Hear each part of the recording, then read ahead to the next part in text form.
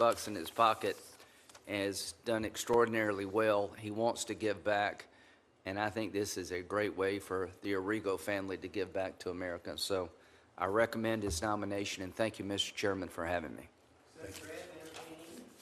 Always, I noticed from In the short, beginning, most from the beginning of your speech to the end of your speech, Mr. Arrigo increased his pocket change from 6 to 16. I don't know if you noticed that.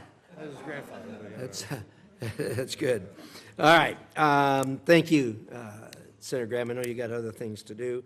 So we're going to turn to Senator Lee. I understand you have an introduction. Yes. Thank you very much, Mr. Chairman. It is an honor and a pleasure to introduce my friend, the next ambassador from the United States to the United Nations, Mike Waltz. Many of us here today are familiar with Mike Waltz's background, but his qualifications are such that I think it is, they make him one of the most well-qualified U.S. ambassador nominees to the United Nations ever. And so this really bears repeating here. Mr. Waltz is a retired Army colonel. He's a Green Beret, a combat veteran. He's the recipient of 4 Bronze Stars across his military career, spanning 3 decades.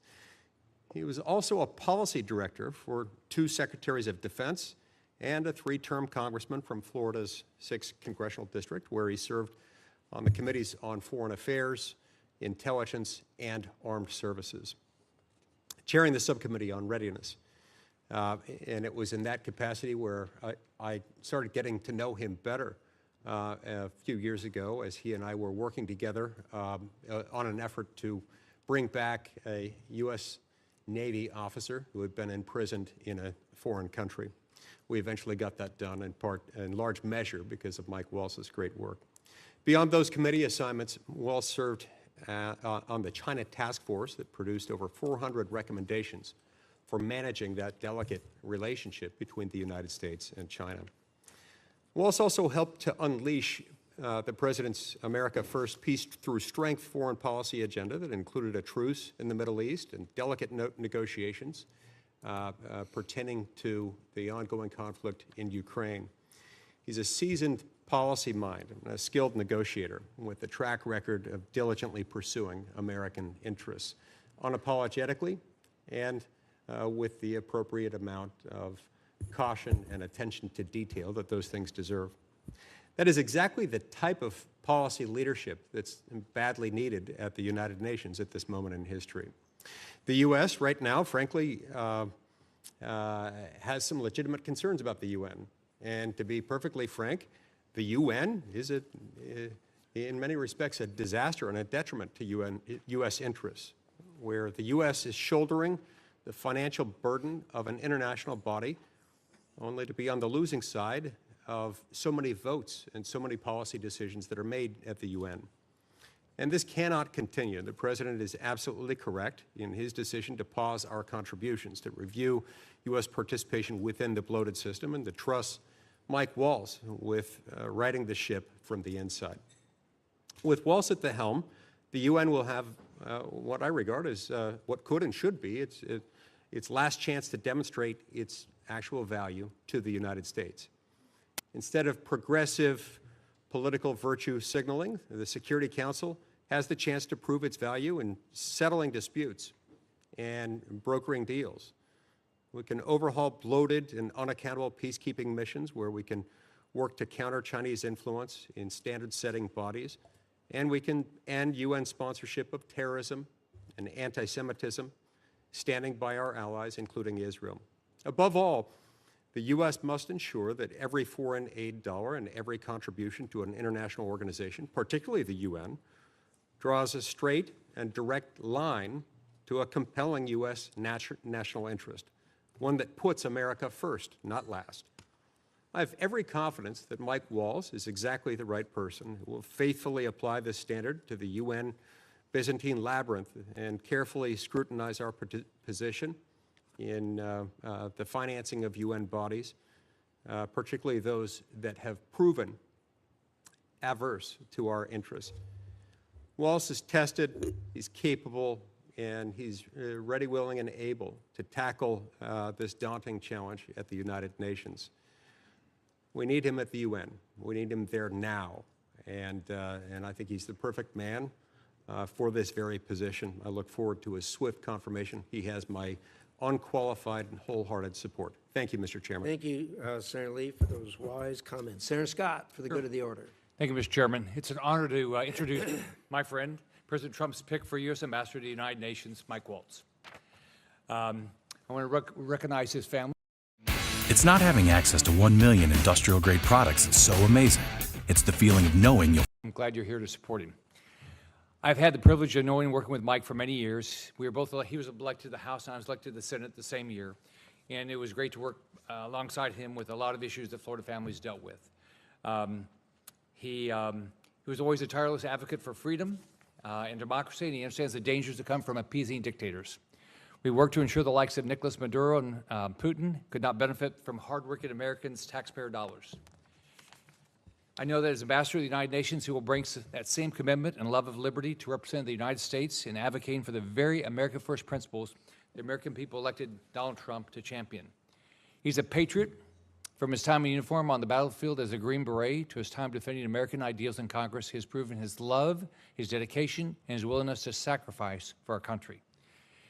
He has shown a willingness to make hard decisions, support his colleagues, and do what is right.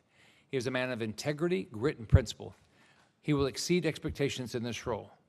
As Senator Lee has said, we've got a lot of issues with the United Nations, and I know Mike Waltz will do the right thing.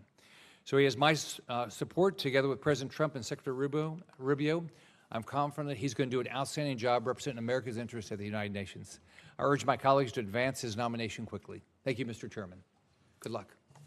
Thank you very much, Senator. Appreciate those remarks. Now, Senator McCormick is going to introduce Christine Turretti. However, he's traveling with the President in his home state and has asked me to read the introduction. I'm honored to do that. And so on behalf of Senator McCormick, quote, committee colleagues, I'm sorry I cannot be with you in person for today as I welcome President Trump to Pittsburgh. But I'm grateful to the chairman for allowing a statement of appreciation and support for my friend, Christine Turretti, the nominee to be Ambassador of the United States to the Kingdom of Sweden. A pioneer in many walks of life, I first met Christine when my father was the chancellor of the Pennsylvania State System of Higher Education, and she was a trustee, and she has been a dear friend ever since. As a businesswoman, she's the former chairman and CEO of the S.W. Jack Drilling Company, the largest privately held land-based drilling company in the United States. She serves as vice chairman of S&T Bank Corp. And is a former director of the Pittsburgh Federal Reserve Bank. As a passionate philanthropist, Christine has served on many nonprofit boards, including the International Medical Corps, the Andy Warhol Museum, the Gettysburg Foundation, and has dedicated energy to training programs designed to educate, empower, and advance women. Christine is also an extraordinary force in politics, supporting candidates and party organizations at the local, state, and national levels. She serves as the National Committee Woman of Pennsylvania to the Republican National Committee and was previously the co-chair of the RNC Finance Committee. She was one of the people I consulted first and relied on the most when I ran for the Senate. Finally, and most importantly, she is the mother to 3 sons, Joe, Max, and Matthew, who are the prime motivators for her drive to serve and provide a better future for America. Her astute business acumen, selflessness, and political leadership make her an ideal nominee to lead in this important post, and I'm certain she will honorably represent President Trump and the United States as our next ambassador in Stockholm. I encourage my colleagues to vote to confirm the extraordinary Pennsylvanian and American. Very good remarks. Christine, welcome. Glad to have you here. Well, we're going to proceed now, and so that everyone knows where we're going here, I'm going to give an opening statement. I'm going to then yield to Senator Shaheen, who will do likewise, and after that we'll hear 5-minute presentations. Hopefully you'll keep it to 5 minutes or thereabouts of our nominees. If you want to go beyond 5, we've got a lot of room in the record to publish your remarks, so feel free in that regard. After that, we'll open it to a round of 5-minute questions, and with that, I'm going to proceed. So, Thank you again to our witnesses and your families for being here with us today and for your willingness and your family's willingness to help you serve this country at such a pivotal time.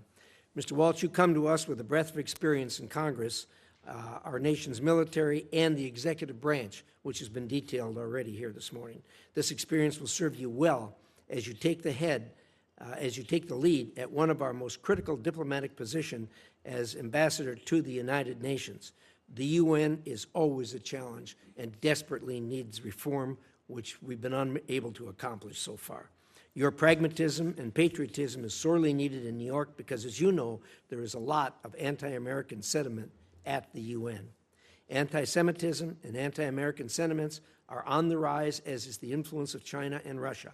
You will be integral to U.S. efforts to stand up to the authoritarian and communist axes that seek to undermine the United States and our allies, and to ensure that our partners at the UN take burden sharing seriously. The United States has been the largest and most generous donor to the United Nations since it was created 80 years ago. Today, the United States still pays 22% of the UN's regular budget and 25% of the peacekeeping budget, even though we're one of 200 countries on the planet. America has been extremely generous, but taken for granted, obviously.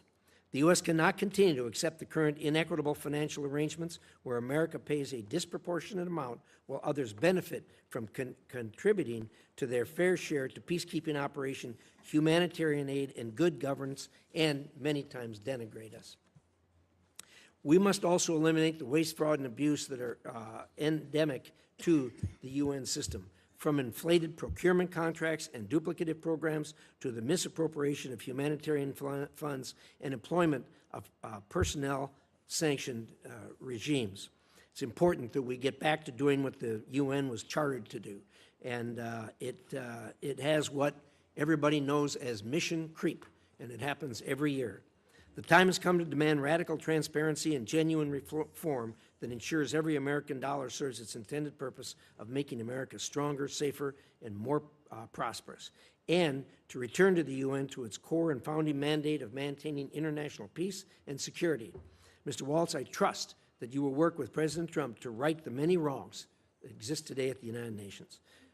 Ms. Toretti, the U.S.-Swedish relationship has been built on years of strong diplomatic engagement and security cooperation.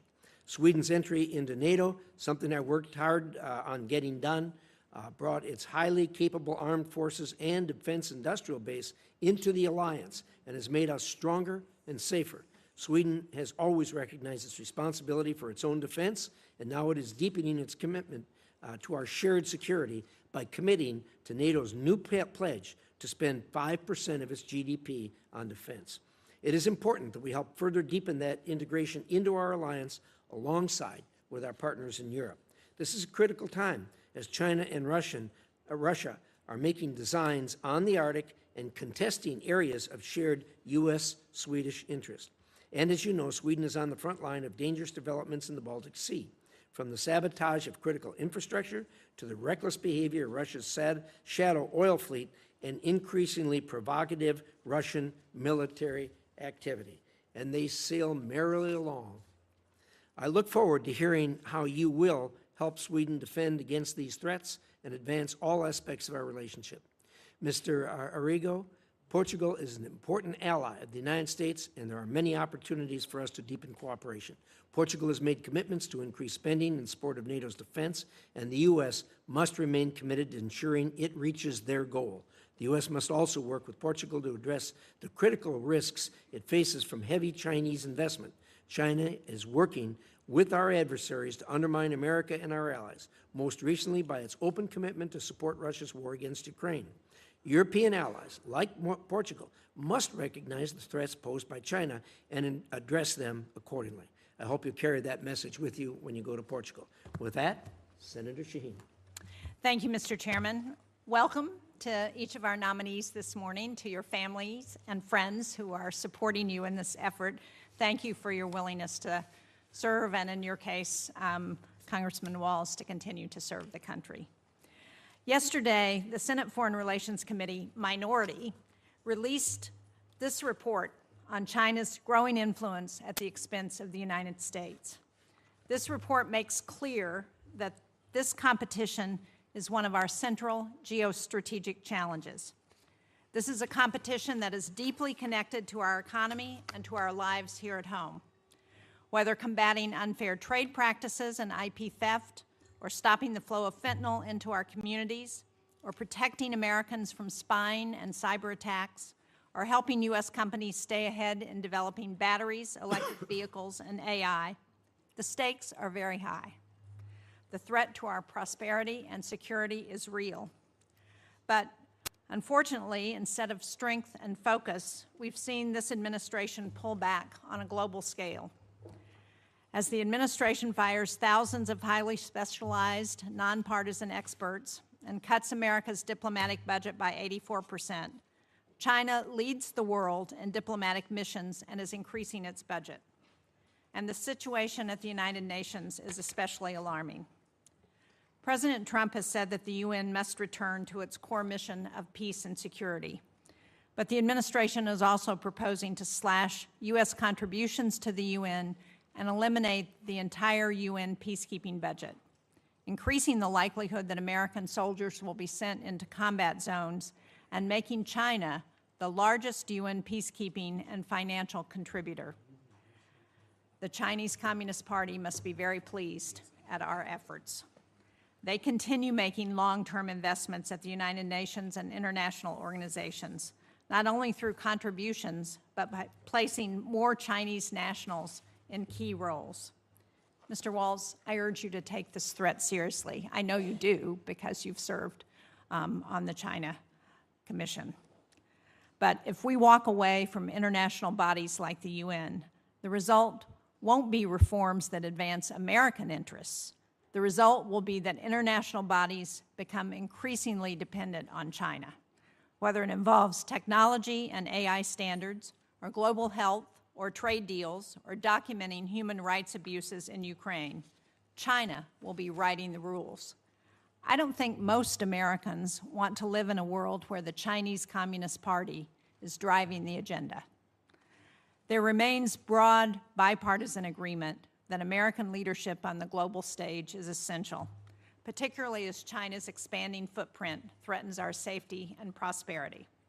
That's why Americans need a voice not only at the UN Security Council, but at the International Civil Aviation Organization, which ensures airspaces remain safe, at the World Food Program, which prevents famines and responds to crises, the Organization for the Prohibition of Chemical Weapons, which works to eliminate these dangerous weapons, and the International Atomic Energy Agency, which helps reduce the threat of nuclear war. Put simply, we cannot shape these organizations or even push for the reforms that we want unless we're at the table. Mr. Waltz, if confirmed, I hope you will work with this committee to preserve America's ability to lead, to compete, and to shape the future on America's own terms. Mr. Arrigo and Ms. Toretti, because the UN ambassador post has traditionally held cabinet-level status, my remarks have focused on that role. But I also look forward to hearing from each of you how you would advance America's interests in Europe through the posts in Portugal and Sweden. Thank you all. Thank you, Senator Shaheen. We'll now hear from the nominees, and we'll start with Mr. Arrigo.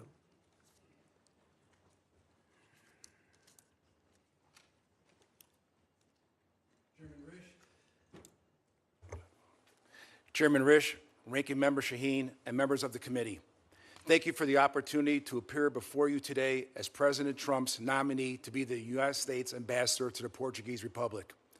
I'm enormously grateful and honored by the confidence President Trump and Secretary Rubio have placed in me. I am blessed to have a wonderful and supportive family, my wife Megan, my daughters Alyssa, Angela, Amanda, my brother Jim, my sister Virginia, my nephew Freddie, and my good friend Pat, who just flew in this morning.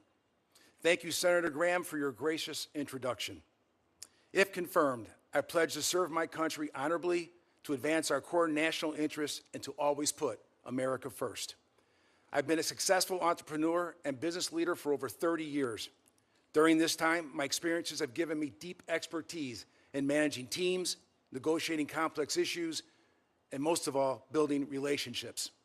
I'm confident that my professional experience and business acumen delivered over 3 decades will enable me to represent and advance U.S. interests effectively and carry out the mission President Trump has entrusted to me.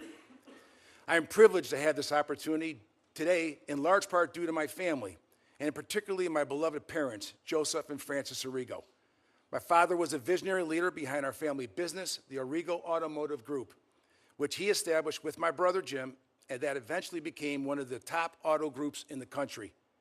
As a family business, we built our brand focused on our employees, our customer relationships, and not just the transaction, which are traits I will carry forward into this next chapter. My desire to serve as ambassador and advance our core national interests are born out of the recognition of how my family and I have been blessed by the privilege of being citizens of this great nation, and now I have the opportunity to give back to my country. If confirmed, I will use all the expertise I have developed to cultivate our relationship with Portugal and to make our nation stronger, safer, and more prosperous. Portugal is a founding member of NATO and the second country to recognize American independence. Nearly 1.5 million Portuguese Americans live in the United States, helping to generate a strong and vocal pro-American sentiment in Portugal and fostering close bonds of friendship. I've had the honor of visiting the Azores Islands for a wedding just a few years ago. I was particularly struck by the breathtaking natural beauty, the rich and diverse culinary traditions, and the warm hospitality of the Portuguese people. I was fascinated by the religious, cultural, and family values that resonate deep within my own Italian heritage. The U.S. has turned to Portugal for political and material support in many peacekeeping and peacemaking efforts throughout the years, and they have always been an enthusiastic supporter of U.S. and NATO operations around the world. Portugal's hosting of the U.S. Air Force 65th Air Base Group in Leges Field in the Azores provide a key logistics hub in the Mid-Atlantic, while providing critical support for aircraft, air crews, as well as communication services to U.S. and NATO allies. If confirmed, I promise to enhance this close historic relationship in several key areas. My first objective as ambassador will always be the safety and security of American citizens abroad. Tens of thousands of Americans call Portugal home, and 2.6 million Americans visited Portugal just last year, making the United States the third largest source of tourism in Portugal. Second, I will strengthen Portugal's contributions to NATO to ensure we can achieve peace in the region through strength. Although a trusted ally, Portugal still lags behind most NATO countries by only 2% reaching this year. As ambassador, I will work with Portugal to help increase defense spending with the Hague Defense Commitment of 5% and ensure Portugal does its fair share and contributes to more of Europe's security. Finally, I will advocate for expanding our commercial ties with Portugal and addressing the national security challenges posed by rivals like China. As the United States and Portugal's largest trading partner outside the EU, there is a significant potential to grow this economic relationship. I will also work closely with Portugal to address concerns about China's investment and influence in critical sectors and to ensure our protection of our mutual economic and national security interests. If confirmed, I will also work to balance our trade relations with eliminating the trade deficit of over $3.5 billion with Portugal by seeking more export opportunities for American businesses, emphasizing the fact that America is open for business. Mr. Chairman, distinguished members of the committee, thank you for the opportunity to testify here today. I look forward to answering your questions and, if confirmed, working closely with all of you to strengthen our relationship with Portugal and advance our core national interests. Thank you.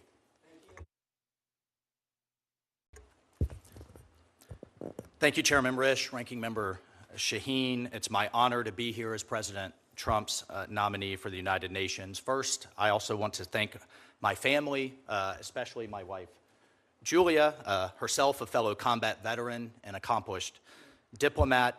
And if confirmed, you will definitely get double the bang for the taxpayer's buck. I have my mother, Brenda, here, who has always been my rock and who bootstrapped her way through life. My daughter, Anderson, a rising senior at UC Boulder.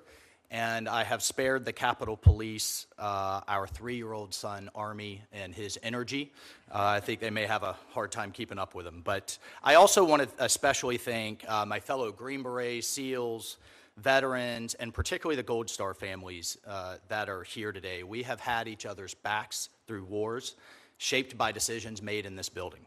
I promise to keep them and to keep all of you in mind as we support President Trump's focus on peace through strength. So our experiences obviously shape how we approach these positions. And for this one, my experience as a Green Beret serving alongside NGOs, development agencies, the UN, out in the field, in Africa and the Middle East, has certainly shaped my view. I've seen many organizations that frankly mean well, but execute poorly. Lack of coordination, bloated bureaucracies, poor contracting. I have literally seen over and over again hospitals that lack beds, schools that lack supplies, schools with supplies where they lack teachers. And by the time the aid filters through layers of subcontractors, only pennies reach those in need. As a former congressman, I bring the perspective of representing hardworking Americans, welders, nurses, teachers, small business owners. And if we were at a town hall looking at them, could we answer their questions on whether their money was being well spent? Many of them, frankly, in my former district would ask, should we be in the UN at all? Here's how I'd answer the question. I'd answer number one, with the UN's need for reform, but also its potential. We should have one place in the world where everyone can talk, where China, Russia, Europe, the developing world can come together and resolve conflicts. But after 80 years, it's drifted from its core mission of peacemaking. We must return to the UN's charter and first principles. Peacekeeping certainly has an important role, but also needs reform. The U.S. funds 25% of these efforts, yet we have missions in Africa. I've talked to a number of you about this during our visits. They cost billions, tens of thousands of soldiers.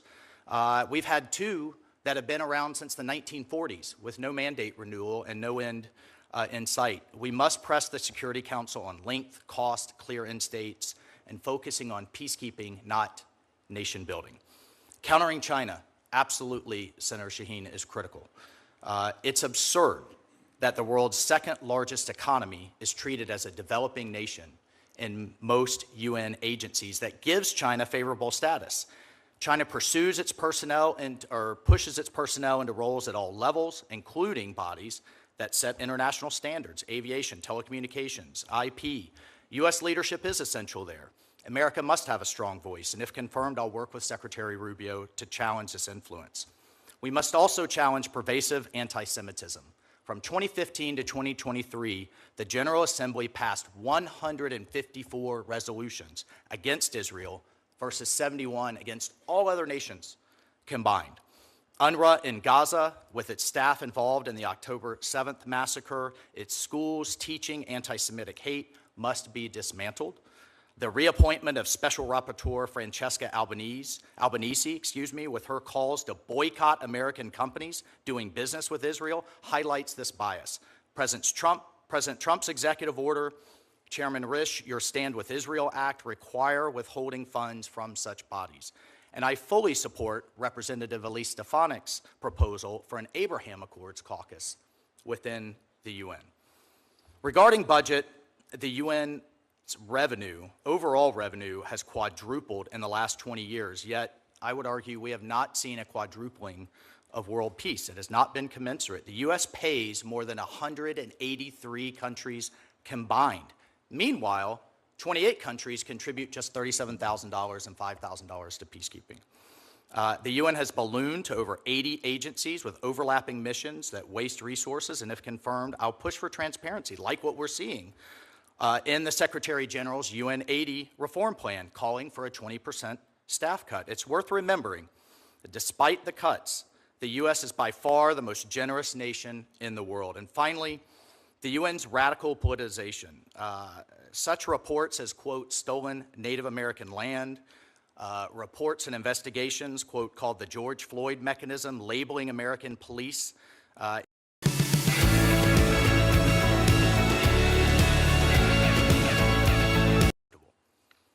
Mr. Chairman, Ronald Reagan once said the UN can, quote, solve problems or spread discord. He said, "The choice is ours." In just 6 months, President Trump has brought dozens of hostages home, justice for our Abbey Gate Gold Star families, secured the border, denied Iran a nuclear weapon, brought ceasefires to conflicts in Africa, the Middle East, and Asia. Yet there is still tremendous work to be done.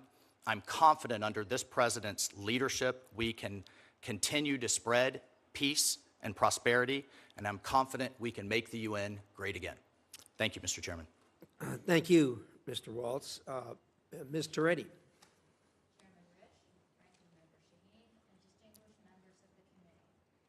is an honor to appear before you today as the nominee. Should I start again? We heard you. Go ahead. I'm pretty loud. It's an honor to be here today as the nominee for ambassador to the Kingdom of Sweden. I'm deeply grateful to President Trump for the trust and honor he has placed to me with this nomination. I am committed to serving the United States with dedication and integrity, and I look forward to working closely with the esteemed committee to advance our nation's interest in Sweden. It is a humbling experience indeed to be nominated for a position such as this, yet I sit before you today prepared to share with you how my experiences in business, philanthropy, and public service have prepared me for this moment. Before going further, however, perhaps my greatest accomplishments are what I consider to be my greatest gifts. My sons, Joe, Max, and Matthew. I am proud of the men they have grown up to be.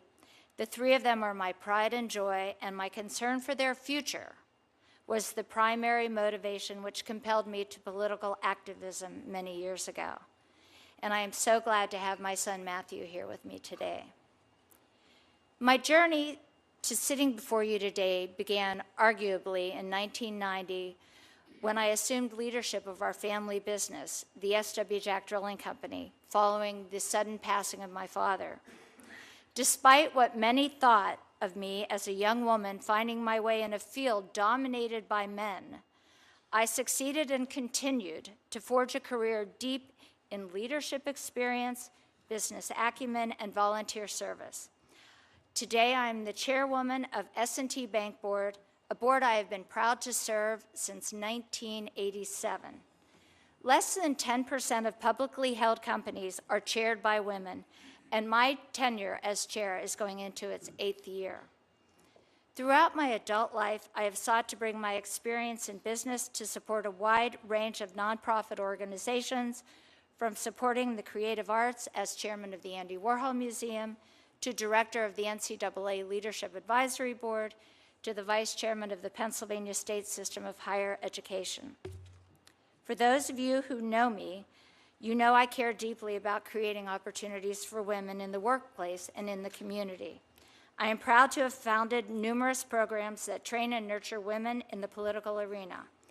I have lived my adult life seeking to provide women opportunities to succeed, a passion which has been a defining characteristic of my adult life. As a native of rural Pennsylvania, serving my community has always remained at the forefront. I've spearheaded many economic development projects, including the construction of an Urban Outfitters distribution center in my county, and was the inspiration for the creation of an osteopathic school in the university located in my community. If confirmed, my primary goals will be to make America safer, stronger, and more prosperous. Above all, I will prioritize the safety of American citizens traveling or living in Sweden, providing them with the support and protection they deserve. I will strengthen our economic ties with Sweden and ensure that American business have the fair opportunities to thrive in the Swedish market. I will cooperate with Sweden to tackle global challenges, drawing on our respective strengths to address multifaceted threats posed by China, Iran, and others.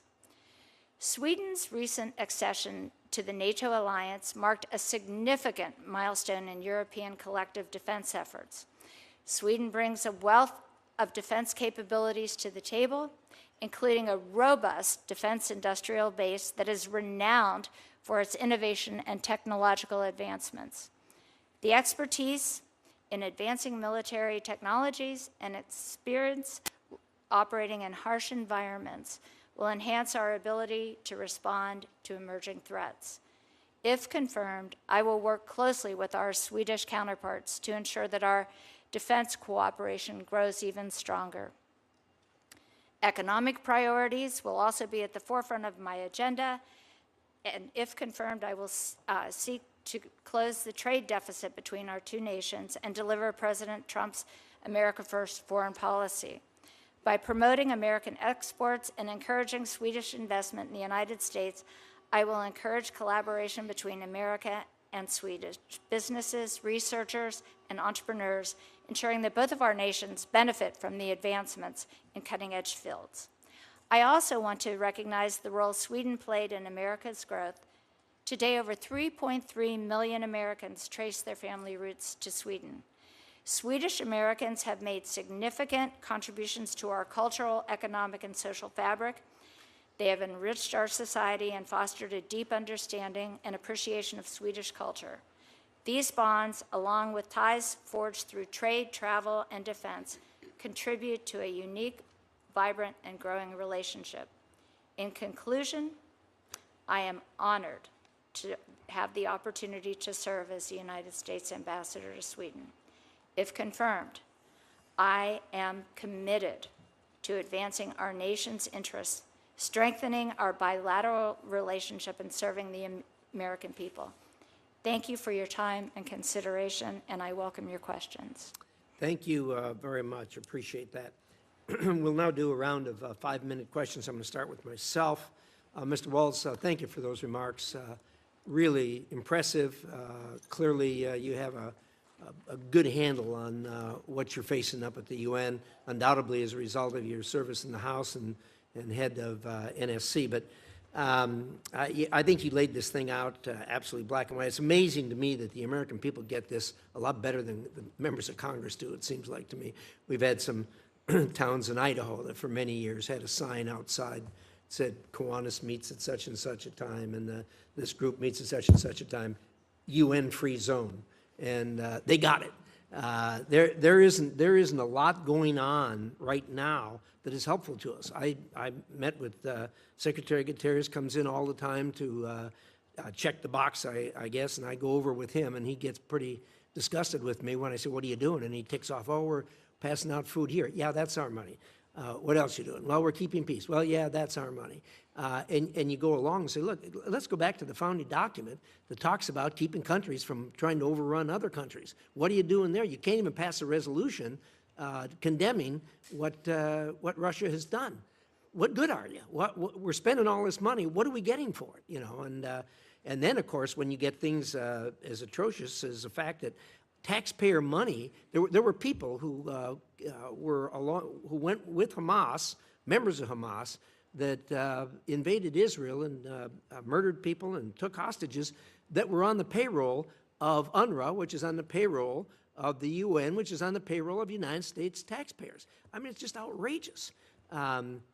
You got a heavy lift there, and of course, we all know what China's doing with their penetration. Your thoughts? Well, thank you, Mr. Chairman. I appreciate that. I share your concerns. The President, Secretary Rubio share your concerns, and these are the concerns of our constituents. How are we going to be great stewards, the best stewards we possibly can be of their money, their hard-earned money? There's a number of reviews underway and that have been underway to take a good look at that, and how do we get the UN back to basics? There is good and meaningful work to be done. And I would be honored, if confirmed, to go represent the United States there. We have the snapback sanctions with Iran that Germany just invoked as part of the JCPOA because of Iran's violations of its obligations under the Nuclear Proliferation Treaty. Of course, we have the bold opening that the President announced in his trip to the Middle East and led in the opportunity in Syria that we have to watch very closely, but we have a number of sanctions that we need to lift there in order to realize those opportunities that many in the region are looking forward to engaging on. And I have to tell you, person after person, official after official said, can we get some leadership up there to roll those sanctions back that the president has now done under his executive order so that we can prevent Syria from devolving back into chaos. Of course, we have a number of peacekeeping missions that all too often these mandate renewals, which typically happen every year, I mentioned 2 that are just open-ended that have never happened. Those are opportunities to get better results, frankly, and to question those things that I laid out. How long, how much, what are we going to accomplish? And then, of course, we have the General Assembly, the world leaders assembling this September. So if confirmed, there is a lot of work to be done. I do think there's some goodness to be done, but it must come on the back of major reform. And I've sat in many House hearings where we've talked about reform, we don't see it implemented. I think under this president's leadership and under this secretary's leadership, it's time to get to work. Good thoughts. I have, well, Mr. Rigo, I'll take a quick run at you. You know, people in America seem to have a pretty good view of Portugal. We've had a good relationship with them. They appear to be a good friend. They got a couple of soft spots, obviously. Number one, China's got the deepest penetration of Portugal than any country in Europe. And the second thing is they can't even get to the 2%, let alone the 5% that we're demanding now. You're going to have to get them there and hopefully bring them to their senses in dealing with China. Your thoughts? Thank you very much for that very important question, and you are exactly right. They have been, over decades, they've been down at the bottom, 25 out of 32 that or lower in defense spending. It would be my job to see if we could sit down and come to the table with the military modernization that they need so desperately. The F-16 fleet is quite aging, and I think the F-35 program would be one of my top priorities. I believe if we could sit down and come to an agreement there, that would push them right to the top and then over on their way to the 5%. When it comes to China's involvement, you're right. I've noticed as a private citizen, I've done some reading where is it right to have some of the largest companies in China be owning some of the energy companies in Portugal? Is it right to have construction companies owning some of the largest, CCP companies owning some of the largest construction companies in Portugal? That probably would need to be discussed. So if confirmed, I would like to sit and discuss all the threats that we have between the energy sector, the construction, and the defense spending with Portugal to get them to do their fair share. Thank you. Senator Shaheen. Thank you, Mr. Chairman. Excuse me. Mr. Waltz, these last few months have illustrated how China is all too eager to take advantage of our disengagement at the UN and around the world. And while we may not all like what some UN institutions do, if we aren't at the table, we can't influence the agenda. So do you agree that if confirmed, a central responsibility of your role at the UN will be to ensure that the United States is present, able, and willing to counter the PRC's growing influence at the UN? Thank you, Senator Shaheen. I appreciate the question. I agree it's absolutely critical. And if confirmed, yes, I agree. I will take just a second to point out, under the first Trump administration, under the 2018 National Security Strategy, he really led the pivot, which I think pivoted the entire national security apparatus in Washington, D.C., away from the Middle East, away from counterterrorism, not as a zero sum, but to focus on the near-peer threat that China absolutely is. And then just in this administration, Secretary Rubio's first trip was down to Panama to address what we've all heard, hearing after hearing, an encroachment on the Panama Canal, a strategic waterway. Panama is now the first Latin American country in decades to back away from the Belt and Road Initiative. The malicious behavior, but also the potential of the Chinese Communist Party, the malicious behavior, the potential of the relationship, I should say, will be top of mind for me. I know it is for the Secretary and the President. I agree with you, Congressman. That's why I find it so puzzling that there's been no coherent strategy for how to address China within this administration. There's no consistent messaging. If you look at where China is moving in, where the United States has moved out, within days of our shutting down of USAID and foreign assistance programs, China was already labeling the United States as an unreliable partner. Within months, China has moved in to so many of those foreign assistance programs that have been shut down, that had been operating for years to provide a role for the United States and so much of the world. And we have packed up our bags and gone home, and China's there. They're on the ground. And if you read the report, you will see instance after instance that questions why what we're doing makes us stronger against China and allows us to compete. So let me ask another question about the UN, because this administration has outlined a host of cuts to UN and its sub-agencies. It makes no secret of its disdain for multilateral institutions, but I haven't seen a plan from the administration on how it intends to push back against the PRC's influence. So can you describe how you think we should be doing that? Thank you, Senator Shaheen. Just a few points to address there.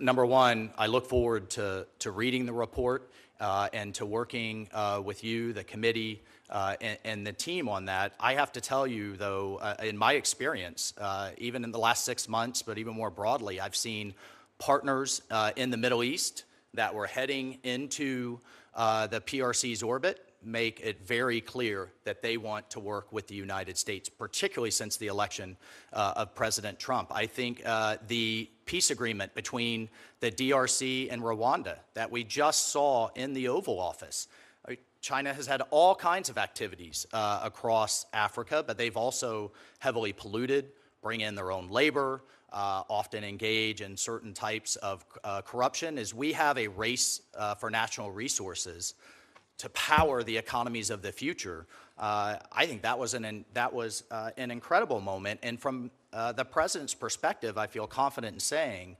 that he sees the power of our markets, he sees the power of our economy, he sees AI and energy and other things that we need to unleash in the future.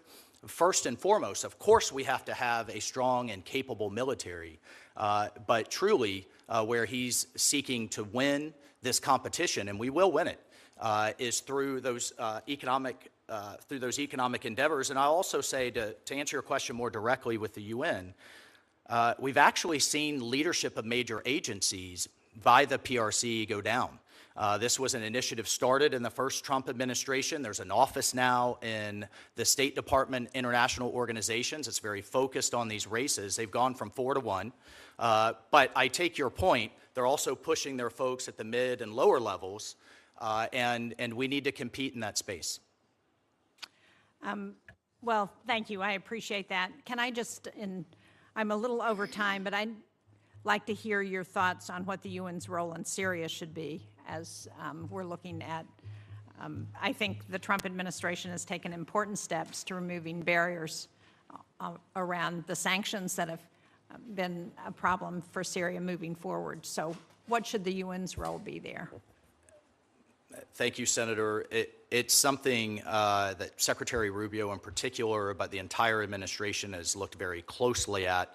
I mean, since we had the fall of the Assad regime during the transition, I actually think it was a bit of a good news bipartisan story on how everyone worked together to make what has been a bold step in the president lifting sanctions. So to answer your question directly, first and foremost, if confirmed, is to work with our allies and partners. We have literally years and layers of sanctions that were intended for the Assad regime, counter-Iranian influence, and as the Saudis, the Emiratis, our Gulf Arab allies, the Turks in particular, under the leadership of Ambassador Tom Barrack, I think there's tremendous opportunity there, but we have a moment. It almost reminds me of kind of the post-Libya phase, where we have a moment that we can seize, or if Syria devolves into chaos, I think it could pull the region with us. with it. But right now, it's a moment of opportunity, and I hope to complement both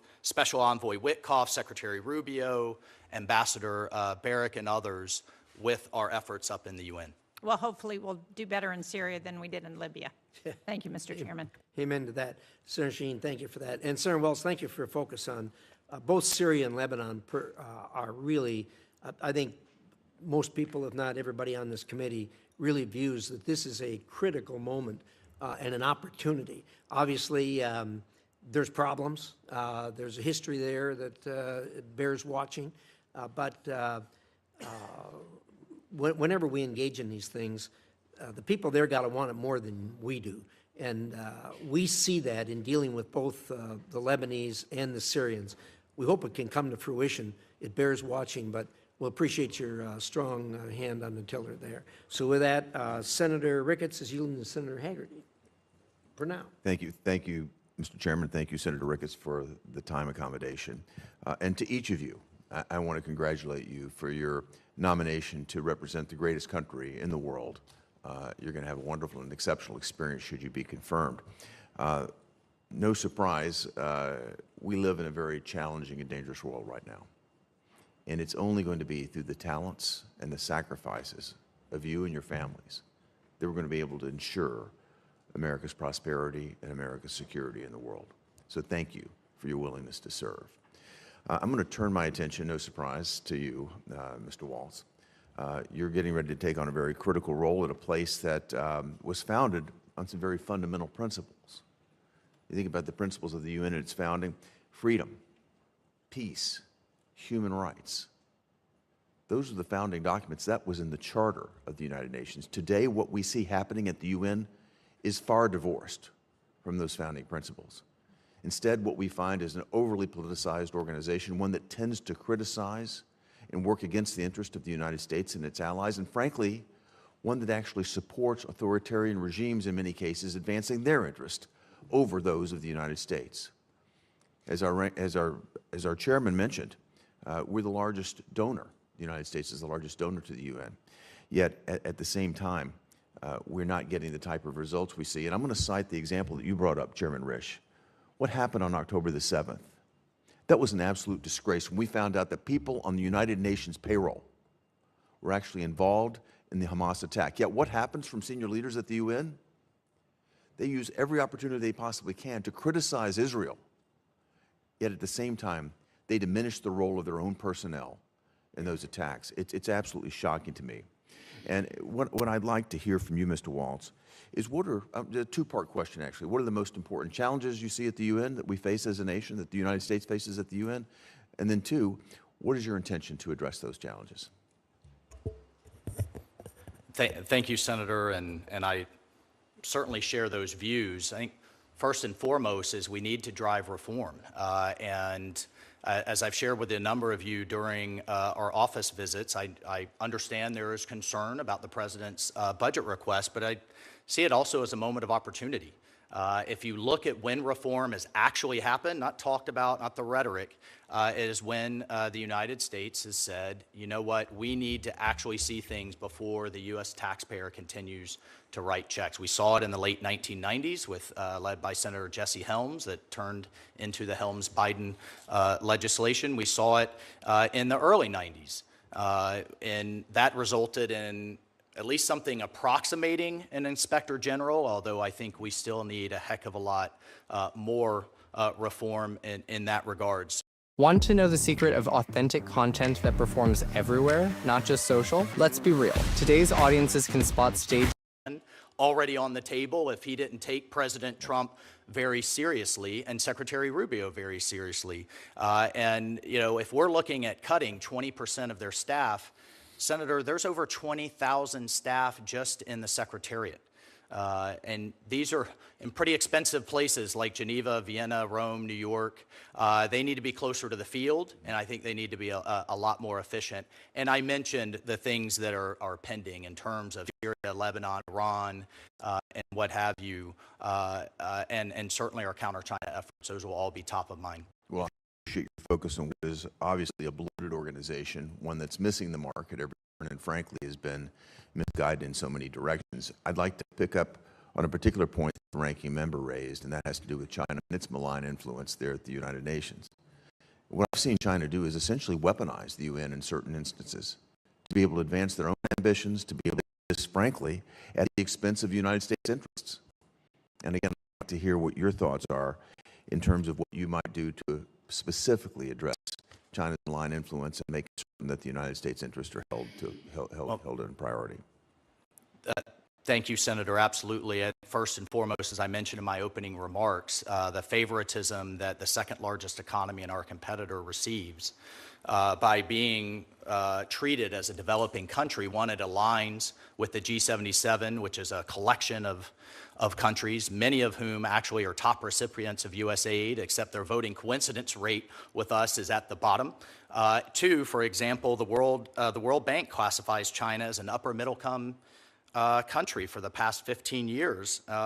They continue to make concessionary loans to China funded by the U.S. taxpayer. That's one of a number of examples. They're pursuing an AI agenda. I don't know. I mean, we always have to keep our sovereignty in mind. I think that's a place where we can engage, and we certainly need to block and tackle in these forums. Well, we look forward to working with you, and I want to thank Senator Ricketts for allowing me to move forward in time. Thank you, Mr. Chairman. Thank you, Senator Hagerty. Senator Merkley. Well, thank you very much, Mr. Chair, and it's a pleasure to have you all here. And certainly, the United Nations is a chance to be surrounded by diplomats from other nations to enhance the conversation about challenging world circumstances. So it's a critical part of our foreign policy efforts. I wanted to mention a couple different issues. One is that Secretary Rubio, as a senator, worked together with me on the Uyghur Forced Labor Prevention Act. It has been effective unlike no other measure in the world because of a rebuttable presumption that goods made from certain parts of China are in fact made of slave labor. So we've rejected many, many products. The challenge of this is that they're simply re-exported to other nations, particularly to Canada, if they're coming in on the west coast of the United States. Would you see the possibility of working with other nations to pursue a similar structure so that this effort to end the acceptability of products made with slave labor in China is thwarted on a much broader basis? Thank you for the question, Senator, and I think it is it's an incredibly difficult, in many ways, heartbreaking issue. A few years ago was a report coming out of a think tank in Australia that highlighted 80 international brands, many of whom are common brands that we use and purchase today that were using slave labor from Western China. In fact, in one of our efforts, I highlighted the world's largest solar panel factory in Western China that was actually being subsidized by the U.S. taxpayer, was being subsidized in the Inflation Reduction Act. But if you followed the power lines to the factory, it was actually being powered by Russian coal in 12 coal-fired power plants producing solar panels funded or staffed with slave labor. So it's something I absolutely would look to work with you. Thank you. That's what I was looking for. I have several questions, so I wanted you were working towards a yes with great background. Thank you. Second of all, Taiwan is an area I've had a lot of concern and have been engaged in as the Democratic lead on the China Commission. We've held a lot of hearings on it. China has blocked their participation in many international organizations, including various agencies within the UN. Do you see some opportunity to press for Taiwan to have greater representation and voice on some of those UN bodies? Senator, I support, the United States supports Taiwan's meaningful participation in international organizations. As you know, we have longstanding One China policy. It's governed by the Taiwan Relations Act, the 3 communiques, and the 6 assurances. And unless directed otherwise, that is the policy I will execute if confirmed as ambassador to the UN. Thank you. And I do think even apart from the UN, there's other international bodies that we could advocate for Taiwan to have a voice in. And it would be a well-received indirect message of our support for Taiwan on the broader issues of security. Turning to Iran, a week ago, the president said, I'll tell you that in my view, I hope it's over. I think Iran wants to meet. I think they want to make peace, and I'm all for it. It seems like there's a win-win opportunity here. Iran has said it doesn't want to pursue a nuclear weapon, and our intelligence has confirmed that. In the past, they've accepted very steep limits on enrichment, just at 3.67%, well below the 90%. And there's a deep weariness over the very stagnant economy in Iran that really has not served the aspirations of the Iranian people. So there is a framework and a possibility for an enduring peace in which Iran is nuclear weapon free.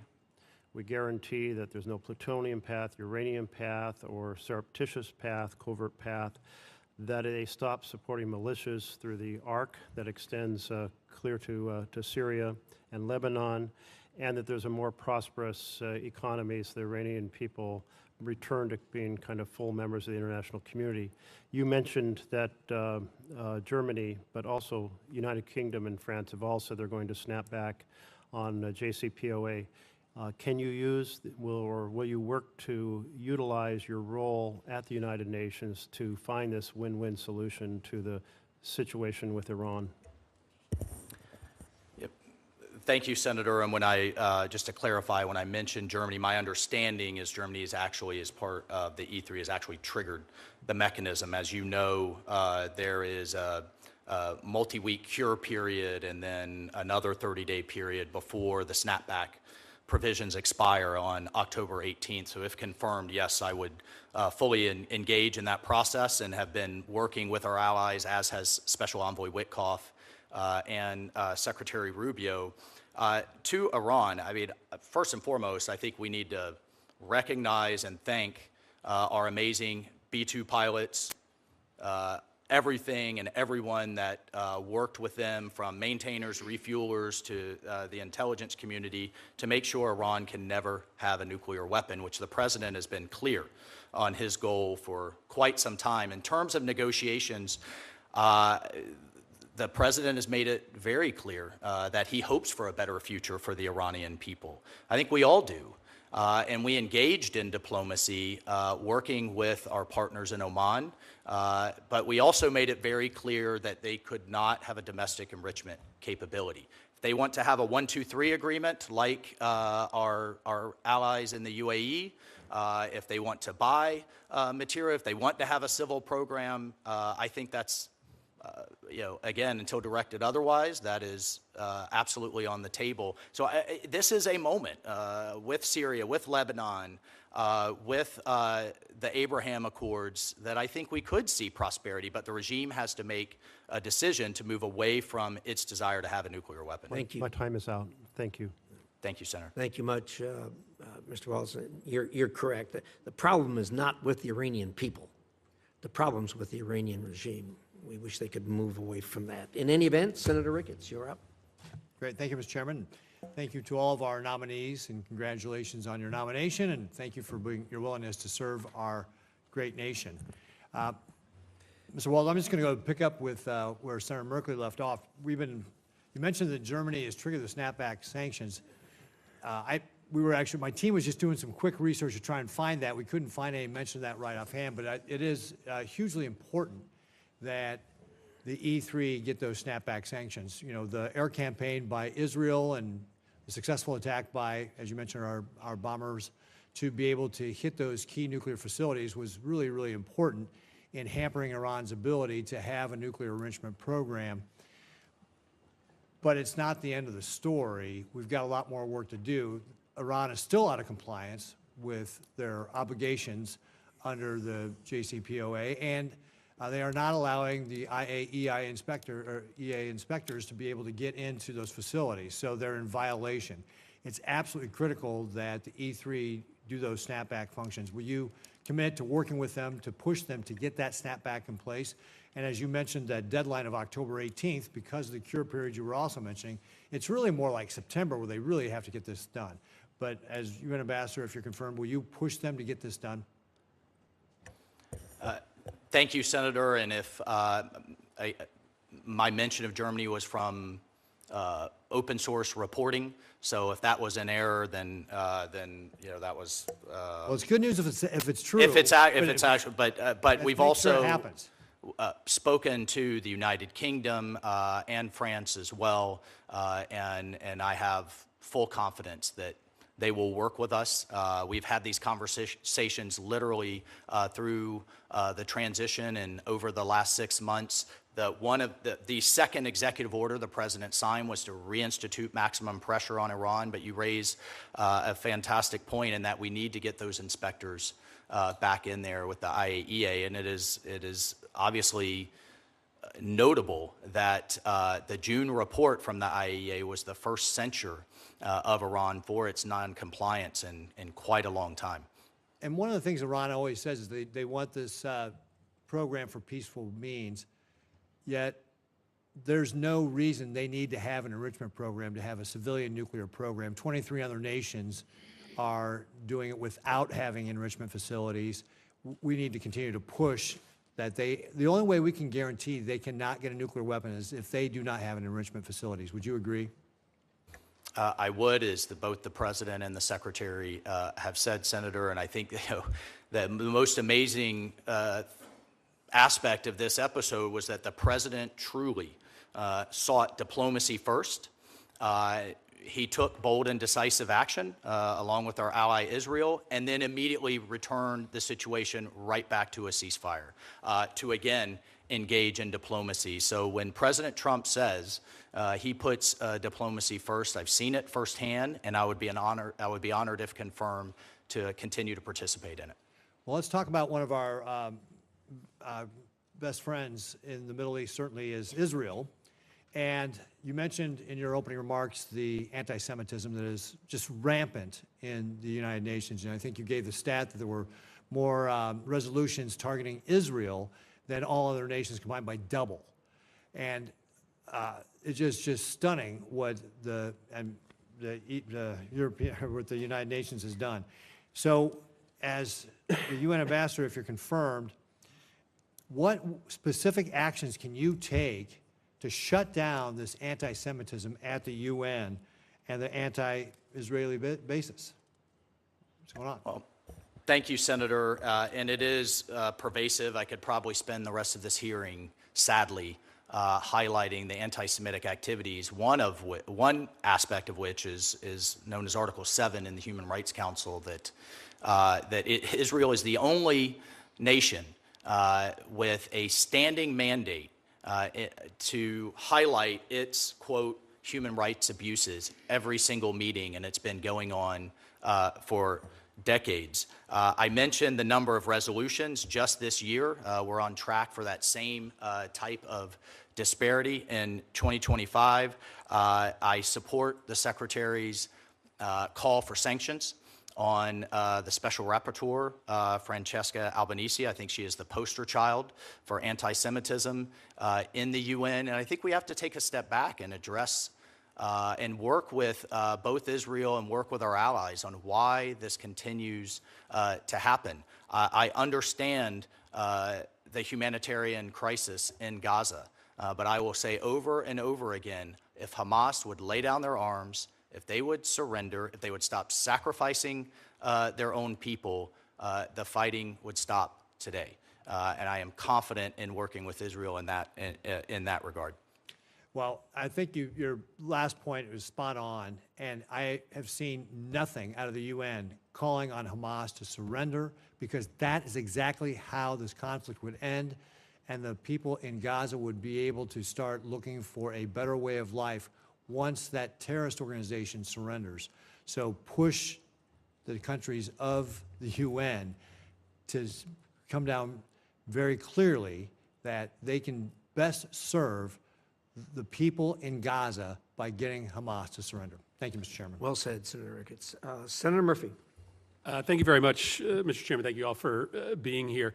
Mr. Waltz, the UN doesn't have a conventional army. It's got peacekeepers, but there's no aircraft carriers. There's no air force. This is a place where smart power matters, right? This is a place where we invest in things like diplomacy and humanitarian aid and economic development to try to stabilize the world. I think what worries me about your fit for this position is that while you were at the National Security Council, you oversaw the dismantling of many of our most important smart power tools in the U.S. foreign policy toolkit. A lot of conversation has happened on this committee about what has happened to USAID, our ability to influence the world through economic development and humanitarian assistance, but not as much conversation has happened about the attempted destruction, I think led by an NSC process, of our information and media operations around the world.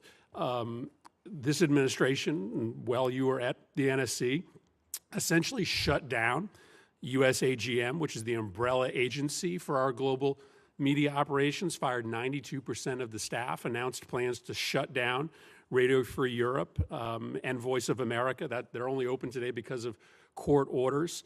The administration does not support the Global Engagement Center, which is also now shut down, which was the State Department's ability to try to work with partners around the world to counter Chinese propaganda and Russian propaganda. I mean, listen, we were already having circles run around us by Russia and by China predominantly, even before the administration went forward with this essential destruction of our existing information and counter-propaganda capacity. So maybe just share with me, while you were National Security Advisor, why did you believe that it advanced U.S. national security interests to shut down our most important agencies that try to win the information war, which is a war that, whether we like it or not, exists in this world, and we're not fighting it today while our adversaries are? Thank you for the question, and I think we're in violent agreement that we have to win the information war. We may have a disagreement on the best way to do that. What we did not see were the metrics or the actual results. As you mentioned, we're getting, in many ways outpaced in the information space, yet for decades we've had these entities that have become expensive and have become quite bloated. I think the best way to block and tackle our adversaries abroad is through our amazing private sector, through innovation, through what we're seeing in our leadership role in AI and in other spaces. And so as the president, as the secretary looked across the interagency and those entities, they made those decisions. But the private sector isn't going to fight Russian and Chinese propaganda around the world, right? I mean, that has to be an essential function of U.S. national security policy, correct? Well, what they are going to do is show the power of free markets, the power of entrepreneurship, and show really the power of the U.S. In terms of a free society and with our values. We're going to rely frankly, but I think we're actually more aligned than what you think. And what we were looking at is the actual effectiveness. It's the tool that we questioned, and then the president, the secretary, made a decision to reallocate resources. Listen, I hope the administration does rethink this if they've got a better idea on how to try to project power in the information space. Then I think we're all willing to hear it. But right now, we're taking ourselves off the playing field. You were very involved in the offensive operations in Yemen.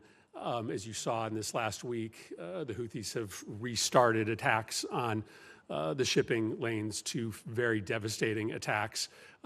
Throughout the last 2 months, they have been continuing to take offensive operations against Israel. It doesn't look like we did much to really fundamentally change the battle space there. They still have pretty robust offensive capabilities to target shipping lanes and to target our friends. We spent, looks like, around $1 billion, depleted a lot of our ammunition stocks. How do you look at that operation in retrospect, knowing that as we sit here today, the Houthis have once again begun attacks in the Red Sea?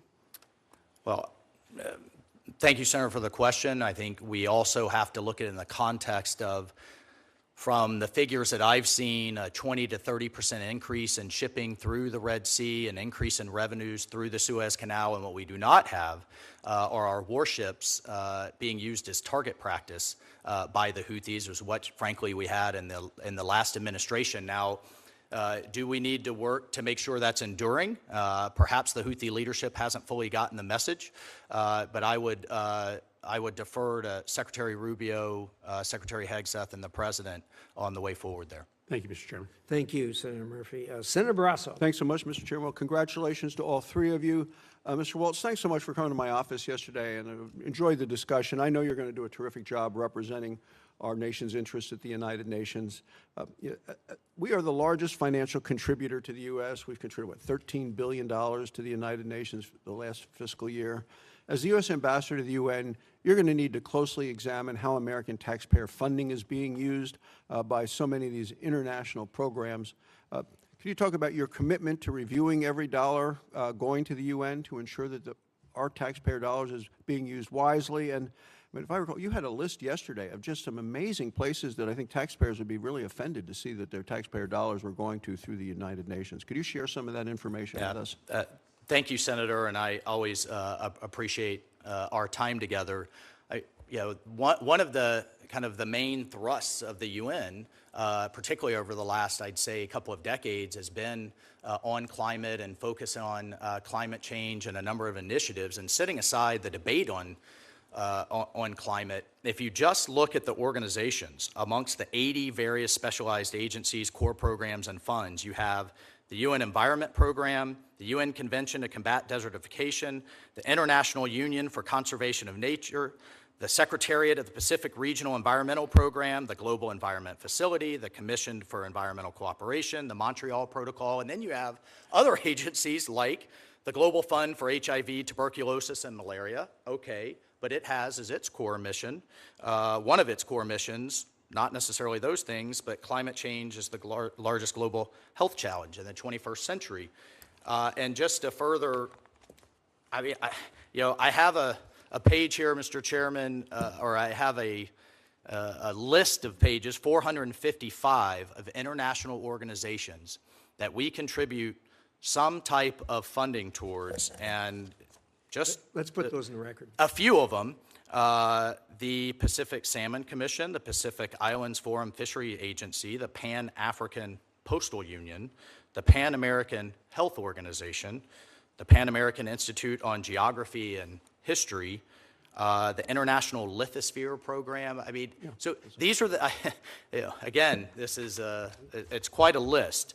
And this is tens of thousands to hundreds of thousands to 7 to 8 figures to millions that are going to these organizations. And I think it is incumbent on this administration to say, what's it doing? Is it making us safer, stronger, and more prosperous? And are we getting a bang for our buck? A couple other questions, because the thing I hear about at home in Wyoming is American sovereignty and what the United Nations is trying to do and undermining us. How are you going to work to preserve and to protect? Don't drain your savings for your home renovation. Skip the credit cards. Interest rates are often over 20% and will cost you.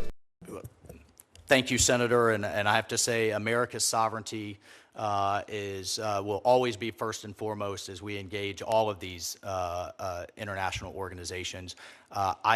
I think we need to weigh the pros and cons of which organizations we engage, and I think that will be a robust discussion with this committee and with the administration. But to the extent that we do, our sovereignty, our people, our bosses will be first and foremost and top of mind. I think this came up in both the introduction, a good introduction by Senator Lee, as well as Senator Scott, and in your opening remarks. The fact that the Palestinian Authority has repeatedly sought to use the United Nations as a platform to declare statehood and to downgrade the status of Israel. Will you commit to using the American veto to block these one-sided anti-Israel resolutions at the UN Security Council? Thank you, Senator. Of course, I will work closely with the President and the Secretary on those votes, but yes, I'll make that commitment. Do you have any specific measures that you believe should be taken to address the bias against Israel within the UN, and how do we advocate for those changes? Well, first and foremost has to be UNRWA. It simply not only needs to be defunded, which the president has put in place with his executive order, but it should be dismantled, and we can have a conversation on who and what can take up those humanitarian roles, but it certainly should not be UNRWA. And then in terms of the selecting a new Secretary General after this term expires, is that something I imagine you'd be very much involved in and perhaps could use some of those same plans in terms of what we need to do there? So the Secretary General's term will expire at the end of next year. My understanding is kind of the race, so to speak, and the campaigning for that will start this fall, and I'll certainly commit to work with you and others to make sure that we have someone in line with our interests. So, Mr. Chairman, I'd suggest that make sure we have somebody representing the United States at the UN with this nominee by that time, with that all those activities begin. Good suggestion. Thank you, Mr. Chairman. Thank you. Senator Coons. Thank you, Mr. Chairman. Thank you to all of the nominees, your families, your willingness to serve our nation. And if I might, Mr. Waltz, or forgive me, Colonel, Congressman Waltz, my thanks to you and to your wife, Julia, who's also served our nation, as you mentioned in introduction, in combat, and to your family. I want to get to the larger questions of the UN and the UN mission, but in your role in the Army, in the House, as National Security Advisor, you have long handled classified and highly sensitive information. We both know Signal is not an appropriate, secure means of communicating highly sensitive information, and yet on March 24th, the Atlantic magazine published a series of Signal messages, including sensitive information about a U.S. military operation against the Houthis in Yemen, involving you and several other Trump officials. Were you investigated for this disclosure of sensitive operational information on Signal? Thank you, Senator. And that engagement was driven by and recommended by the Cyber Security Infrastructure Security Agency, by the Biden administration, CISA guidance. I'm sorry. And I have here, well, just the use of Signal. Share information on Signal? The use of, no, excuse me, the use of Signal is not only, as an encrypted app, is not only authorized, it was recommended in Biden's, the Biden-era CISA guidance. And in fact, if you, it says here, I'll read it to you, use only end-to-end encrypted communications, adopt a free messaging application to secure communications that guarantees end-to-end encryption, particularly if you are a highly targeted individual, such as Signal or similar apps. CISA recommends end-to-end encryption messaging on both government and personal devices. For sensitive military operational information? Of course, Senator. There was no classified information exchange. For sensitive military this, you were sharing details about an upcoming airstrike and the time of launch and the potential targets. I mean, this was demonstrably sensitive information. And the question I asked was, were you investigated for this expansion of the Signal Group to include a journalist? The White House conducted an investigation, and my understanding is the Department of Defense is still conducting an investigation. Was any disciplinary action taken? From the White House investigation, Senator? Yes. No, the use of Signal was not only authorized, it's still authorized and highly recommended. Would you recommend the use of Signal for classified information to be shared between folks who have access to? Again, we followed the recommendation, almost the demand, to use end-to-end encryption, but there was no classified information shared. Did you speak to Secretary Hegseth about his decision to share detailed information on the specifics of an imminent military strike? What we spoke about, Senator, was a highly successful mission that did something that the Biden administration did not do, was actually target the Houthi leadership. We subsequently saw a ceasefire, an increase in shipping, and a drop in attacks on our ships. Well, look, here's what I hear on this exchange, and I want to get to the UN point. At the time, you took responsibility for having added a journalist inadvertently to a Signal chat. But it doesn't seem to me that the administration's taken any action to make sure this doesn't happen again. There's been no consequences, and yet the president continues to denounce those who leak information We both know Signal is not a secure way to convey classified information. And I was hoping to hear from you that you had some sense of regret over sharing what was very sensitive, timely information about a military strike on a commercially available app that's not, as we both know, the appropriate way to share such critical information. Again, Senator, I think where we have a fundamental disagreement is there was no classified information on that chat. I'm going to move on for a moment, but we've got plenty more to discuss on that point. China in the UN system, there was plenty of agreement on this side of the dais, and I think with you, that we need to combat anti-Semitism and anti-Israel bias in the UN. We need to ensure taxpayer dollars are well spent. We need to engage in our world, and from your service on the China Task Force, you know very well what a central challenge for us China is. Yet across organizations, the ITU, the FAO, UNESCO, WIPO, I think the only way we successfully push back on China's influence is by being at the table, driving reform. When President Trump withdrew from the World Health Organization, the Chinese sent their largest delegation ever to the next meeting. They've contributed $500 million. They're now the biggest contributor. I can understand some of the frustrations or concerns that led to the withdrawal from UNESCO, but in the last Congress, with Israeli support, I led our rejoining UNESCO. We've talked about, you've mentioned earlier today, standard-setting bodies as being essential. How do you balance a budget request that dramatically reduces our contributions to the UN with needing to be at the table to fight for the standards, whether it's telecommunications, civil aviation, intellectual property? You just waved, here's this great big list of organizations. Many of them do critical things. How are you going to strike that balance appropriately, sir? Thank you, Senator, and it was good to discuss this with you. I will point out in the President's budget request there is funding for IAEA, for the International Civil Aviation Organization, for the Organization Prohibition of Chemical Weapons, for the ITU, for the IMO and maritime, and so I look forward to working with you and working with this committee on how we make those decisions of where we engage and then how we engage. But I think we're in violent agreement that we have to block and tackle Chinese influence. Would you pledge to not support just unilateral withdrawal from these organizations? I will certainly support and follow the Secretary and the President's guidance as we weigh that engagement through these reviews. Thank you. Thank you, sir. Senator Lee. Thank you, Mr. Chairman. Mr. Waltz, I'd like to start with you, and if it's all right, I'd like to start by going a little deeper into something related to what Senator Barrasso asked you a moment ago. Membership of the UN's three-member Board of Auditors is currently shared by three countries: China, France, and Brazil.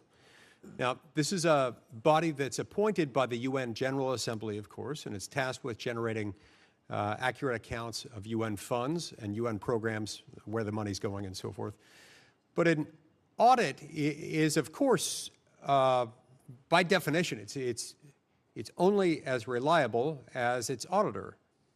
And the UN's current Board of Auditors not only gives China a seat at the table, but it actually names China as the lead auditor for organizations, including UNRWA, which had terrorists on its payroll, at least through 2023. Some would say longer than that. The environmental program, despite the fact that the environmental program has been exploiting the developing country status to access environmental-related financial assistance for a number of countries, including some that arguably don't deserve that designation. And the UN headquarters, which, as we all know, is based in New York. So my first question to you is, how can we comfortably fund these UN entities, knowing that at some point in the process, our dollars will become commingled into these international accounts, accounts that many of our strategic competitors and right now our pacing threat may be in charge of auditing? But how do we deal with that? Thank you, Senator Lee, and again, thank you for the kind introduction earlier. I share the concern. If, again, as I take as a first principle, sitting down with my, firefighters, welders, and small business owners and saying, look them in the eye and saying, I know exactly where your dollar's going and it's being well spent. I don't think we could say that at this point. And if it's, it's one thing for it to come out of their hands into the federal government. Then it goes from the federal government over to a multinational entity. Then it goes down to an agency, 15 of whom have their own separate boards and separate agendas. And then I know something that's important to the chairman and a number of you, then it gets, in some cases, commingled with other international, like the African Union.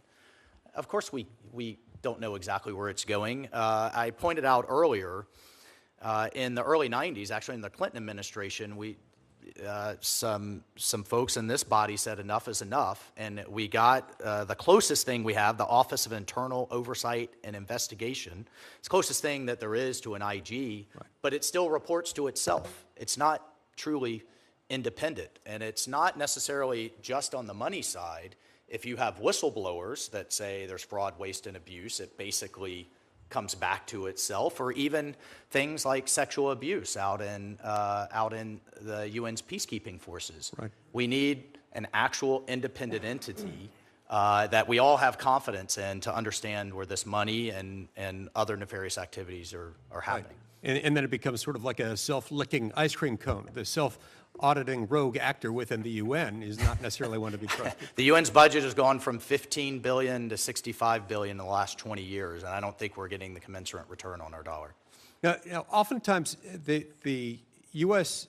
has, or at times when the U.S. has considered UN reforms, the conversation is centered on problematic entities and U.S. contributions, which are necessary factors, but don't necessarily capture the full universe of options available to us that translate into leverage and influence at the UN.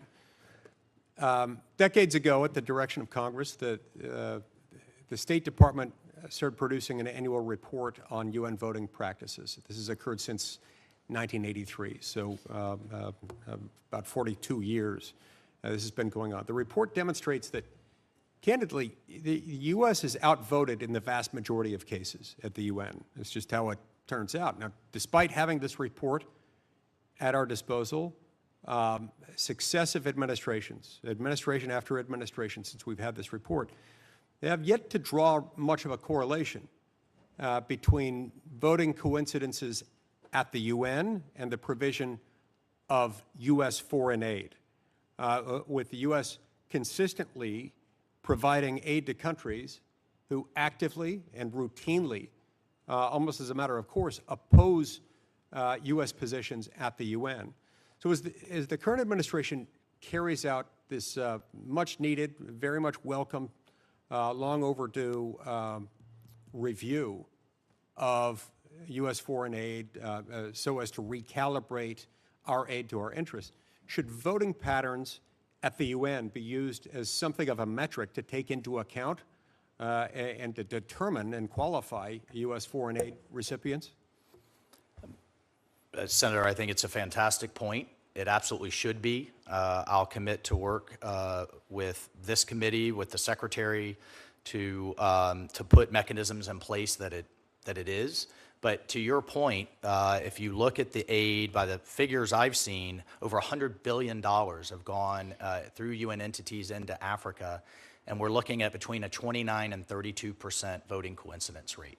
So we actually have the highest, the continent with the highest recipient of American workers' money siding with us by far the least. It is completely inverted, and I commit to you to work very hard to use the leverage that only this president could use to reverse that trend. Thank you so much. Thank you, Mr. Chairman. Senator Kane. Thank you, Senator Ricketts, and congratulations to the nominees. And I especially want to shout out a VMI grad, Congressman Waltz. I want to follow up on Senator Coons' questions on the use of Signal, just to make sure we're all on the same wavelength here. Signal is useful because it's encrypted, and a whole lot of people use Signal, and there's nothing wrong for it. But as far as I know, Signal has not been approved for use by U.S. government officials for the sharing of classified information. Is that correct? That is correct, Senator. And you indicated... Thank you for the shout out on VMI, Robert J. Bell. Great institution. You indicated in your testimony that no classified information was shared, and I see nothing in the reporting about your situation to suggest that you shared classified information. I do see the question of, why did your office add the Atlantic reporter? That was an amateurish move, and I'm sure you've learned something from that. But on the question of whether classified information was shared, there are at least 2 DOD investigations. One, the DOD IG, and the second, Air Force, an investigation ongoing into whether Secretary Hegseth shared classified information. My understanding is those are ongoing. They haven't yet reached a conclusion, but they certainly haven't reached the conclusion that no classified information is shared. Am I wrong about that? Senator, thank you for the question. I shouldn't and can't comment on ongoing investigations. What I can do is echo Secretary Hegseth's testimony that no names, targets, locations, units, routes, sources, methods, no classified information from his perspective was shared. I got it. I'm sure Secretary Hegseth says he didn't share any classified information, but the fact of the matter is there are 2 investigations going on at the Pentagon precisely to determine in an objective and independent way whether classified information was shared. At a minimum, sharing attack plans with sensitive military information that shouldn't have been shared. There was an article that I just read that came out late yesterday that I would like to introduce in the record, Mr. Chair. It's the Trump administration is about to incinerate 500 tons of emergency food. It was published in The Atlantic yesterday. I'd like to introduce it in the record. Without objection. This really is a little bit more of a setup for the hearing we're going to have tomorrow with Michael Regas, but I just wanted to put it on the record so that he could be prepared to answer this question. The article suggests that 500 tons of food purchased by the United States to the tune of about $800,000 months ago that are nutritional biscuits designed to stop children from starving have been in a warehouse in Dubai for months and months and months. Senator Rubio has testified about that both here and in the House, that he would make sure that food purchased to keep kids from starving would not be allowed to spoil. The article suggests that this food is on the verge of spoliation and that the U.S. has not distributed it, but is instead planning to incinerate it. Now, I know Mr. Arrigo and Ms. Treddy have had nothing to do with this, and I assume, Representative Waltz, that this is not an issue that you've been involved in up to this point. Senator, it hasn't. Okay. Then let me ask a question that just is a values question to kind of level set. And I'll start with Mr. Arrigo, and I would just like to go across. I'm going to make a statement, and I want to ask if you agree with me or not.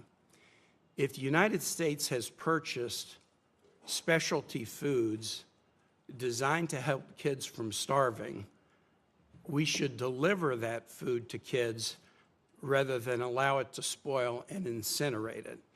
That's my view. Do you agree with me or not, Mr. Arrigo? Well, thank you very much for the question. Senator, as a private citizen, this is something I've just heard of today, and I haven't been briefed on this situation. I really don't know exactly the depth of what you're saying. So I would actually have to probably refer back to the Secretary Rubio, President Trump, and find out exactly where and what happened to this particular situation so I could answer you better. I'd hate to say something. Representative Waltz. Thank you. Senator, we should always be good stewards of the taxpayer dollars. And if it's been purchased, then I don't disagree it should be delivered. However, if you look at situations, and I think there's just more to dig into there, and I'm unaware, it's the first time hearing of it, but if you, for example, I do want to let Ms. well, in Sudan, they have real distribution problems. In Gaza, there's real distribution problems. So there could be a lot of starving kids in Sudan. Absolutely. Yeah. Absolutely. Mr. Reddy, how about you? What do you think? Thank you for the question, Senator. I agree with you. That does not mean that I'm judging what has happened. I'm glad that you answered unequivocally. This is such a simple question. It's such a simple question. If the U.S. has purchased food and it's to be used for the eradication of starvation among children, we should give it to children and not incinerate it. I mean, it is such a simple question. I just asked you to test your values, and I'll just go back to you, Representative Waltz, as I close. In your testimony, you asked, is our money being well spent when you talked about the United Nations? The need to be great stewards. Allowing this food to sit in a warehouse and then burn it rather than let kids eat it and survive, I know what my constituents would think about that, and I think I know what all of our constituents would think about that. I yield back. Senator Daines. Mr. Waltz, thank you for being here today, and thank you for your very distinguished service to our great nation and Special Forces. I very much enjoyed our conversation yesterday, and thank you for accepting going through this process to play a very important role here at the United Nations. Mr. Waltz, as you know, the United Nations has become a hotbed of anti-Semitism, a hotbed of anti-Israeli sentiment. UN employees participated in the October 7th attacks, and Israeli hostages were held at UN facilities for months. The UN recently reappointed Francesca Albanese despite her repeatedly stated support for Palestinian resistance and regurgitation of anti-Israel blood libel. My question, Mr. Waltz, is you clearly have your work cut out for you at the UN. Can you tell us more about how you plan to counter the anti-Semitic influence of UN officials like Ms. Albanese?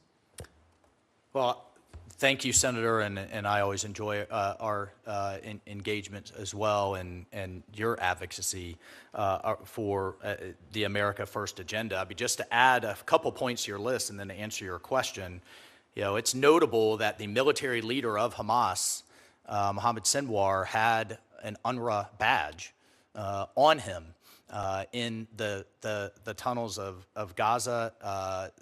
There's indications that the World Health Organization and its hospitals, they knew that tunnels were being built underneath and knew that these hospitals were being used. And I have some of our veterans with you, have literally been shot at by terrorists hiding behind women and hiding behind children, and for Hamas to literally line the walls of its hideouts with hostages to protect its leadership is atrocious, and it should be called out at every turn.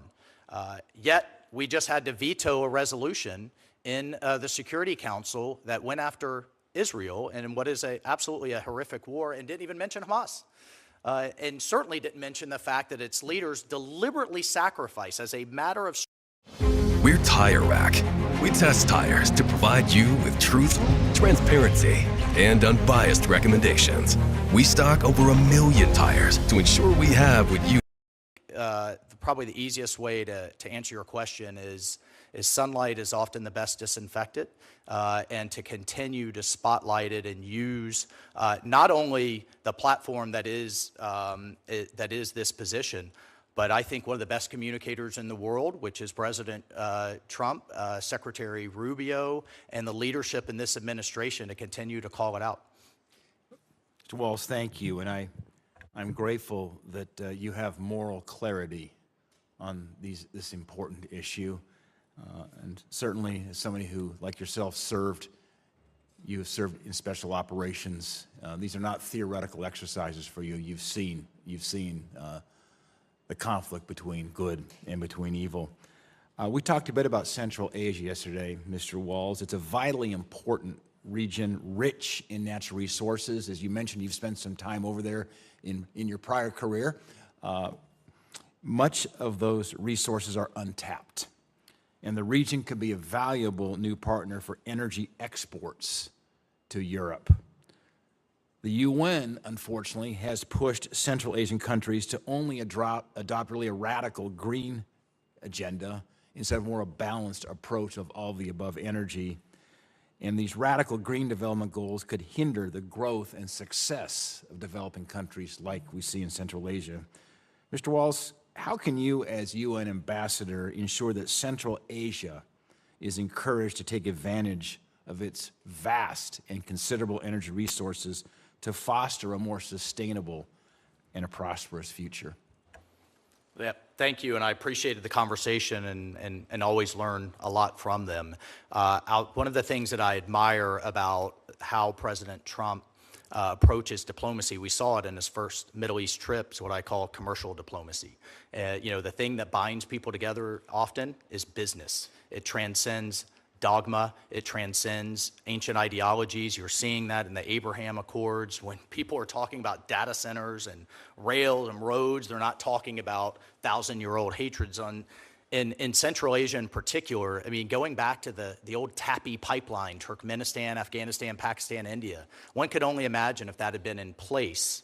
And now everyone has a common economic interest rather than fighting each other. I think we have real opportunities with Turkmenistan for the first time in a long time for their gas to head westward rather than eastward. We talked about the C5 grouping. We talk about Azerbaijan and their desire to not only come closer to the United States, but to perhaps put a real agreement in place with the Armenians, a real agreement in place with the Israelis,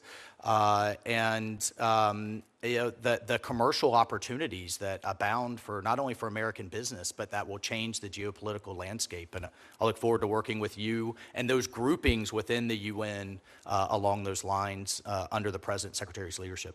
Mr. Waltz, thank you. Thank you. Senator Van Hollen. Thank you, Senator, and congratulations to all of you on your nominations.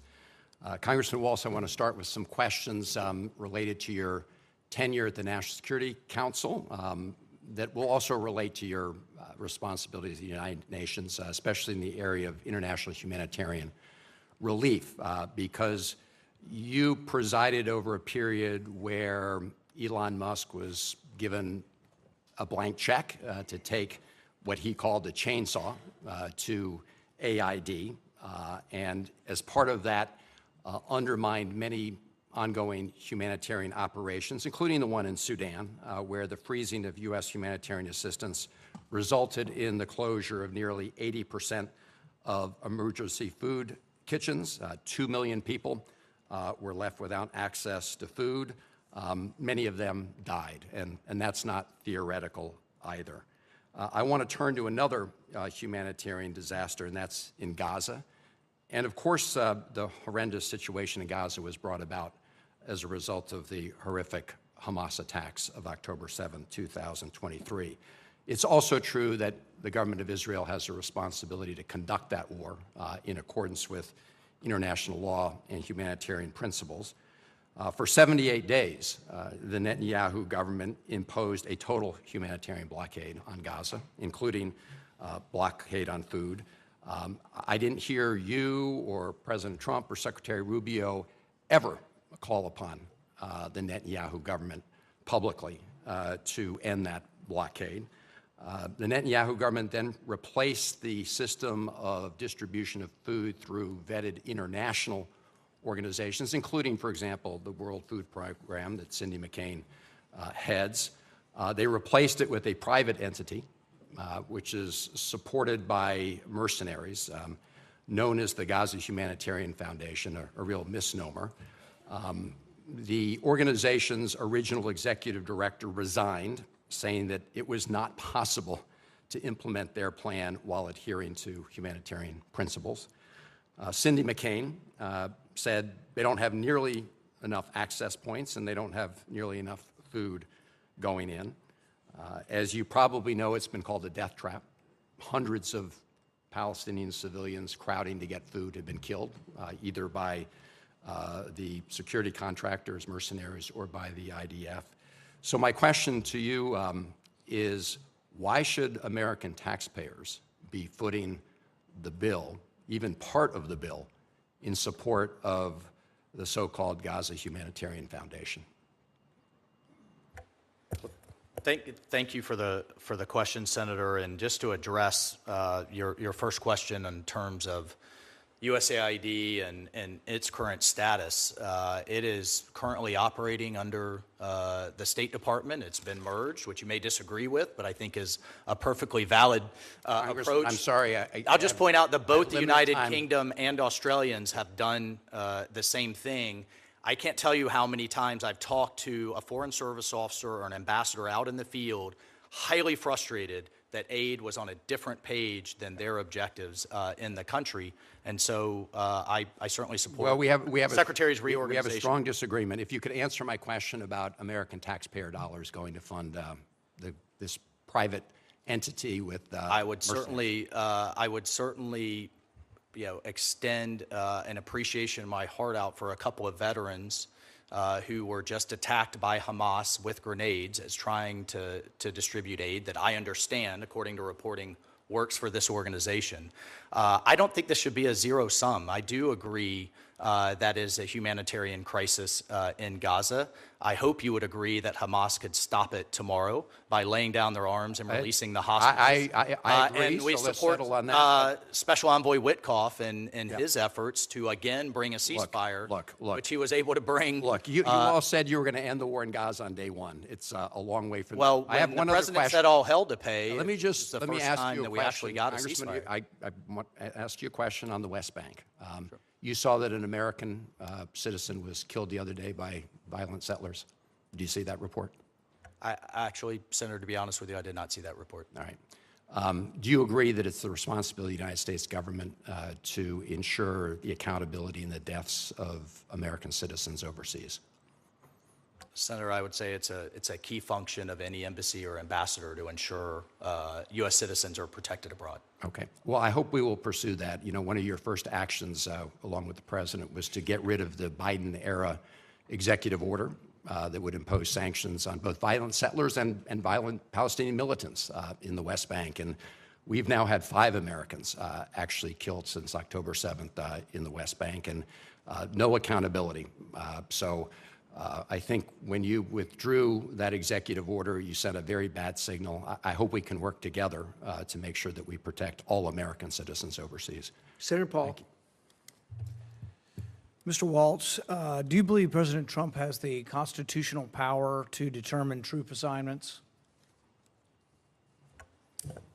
Thank you, Senator. And his Article 2 authority, I do.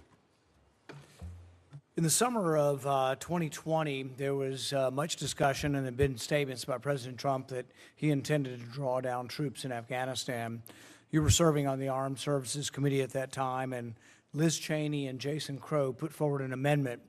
And with that amendment, they attempted to circumscribe his power to assign troops. They specifically added conditions, and you supported that amendment.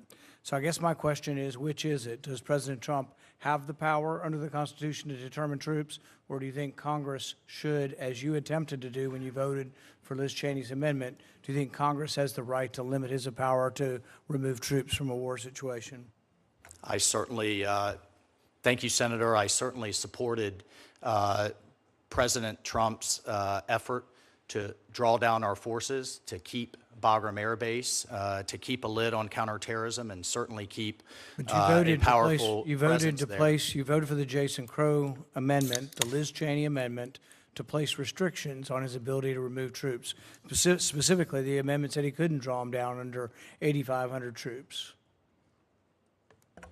Senator, I'll have to go back and look at the specific details of that amendment, or whether that was a broader vote. Pretty important amendment for the because it NDAA. goes to the heart of the Constitution, and this is sort of the problem and one of the things I fear. The Liz Cheney wing of the party, the neoconservatives, they believe in virtually unlimited Article 2 authority when going to war, to initiate war. There seems to be no limits. The idea that Congress should be involved with declaring war is sort of passé, it's old-fashioned.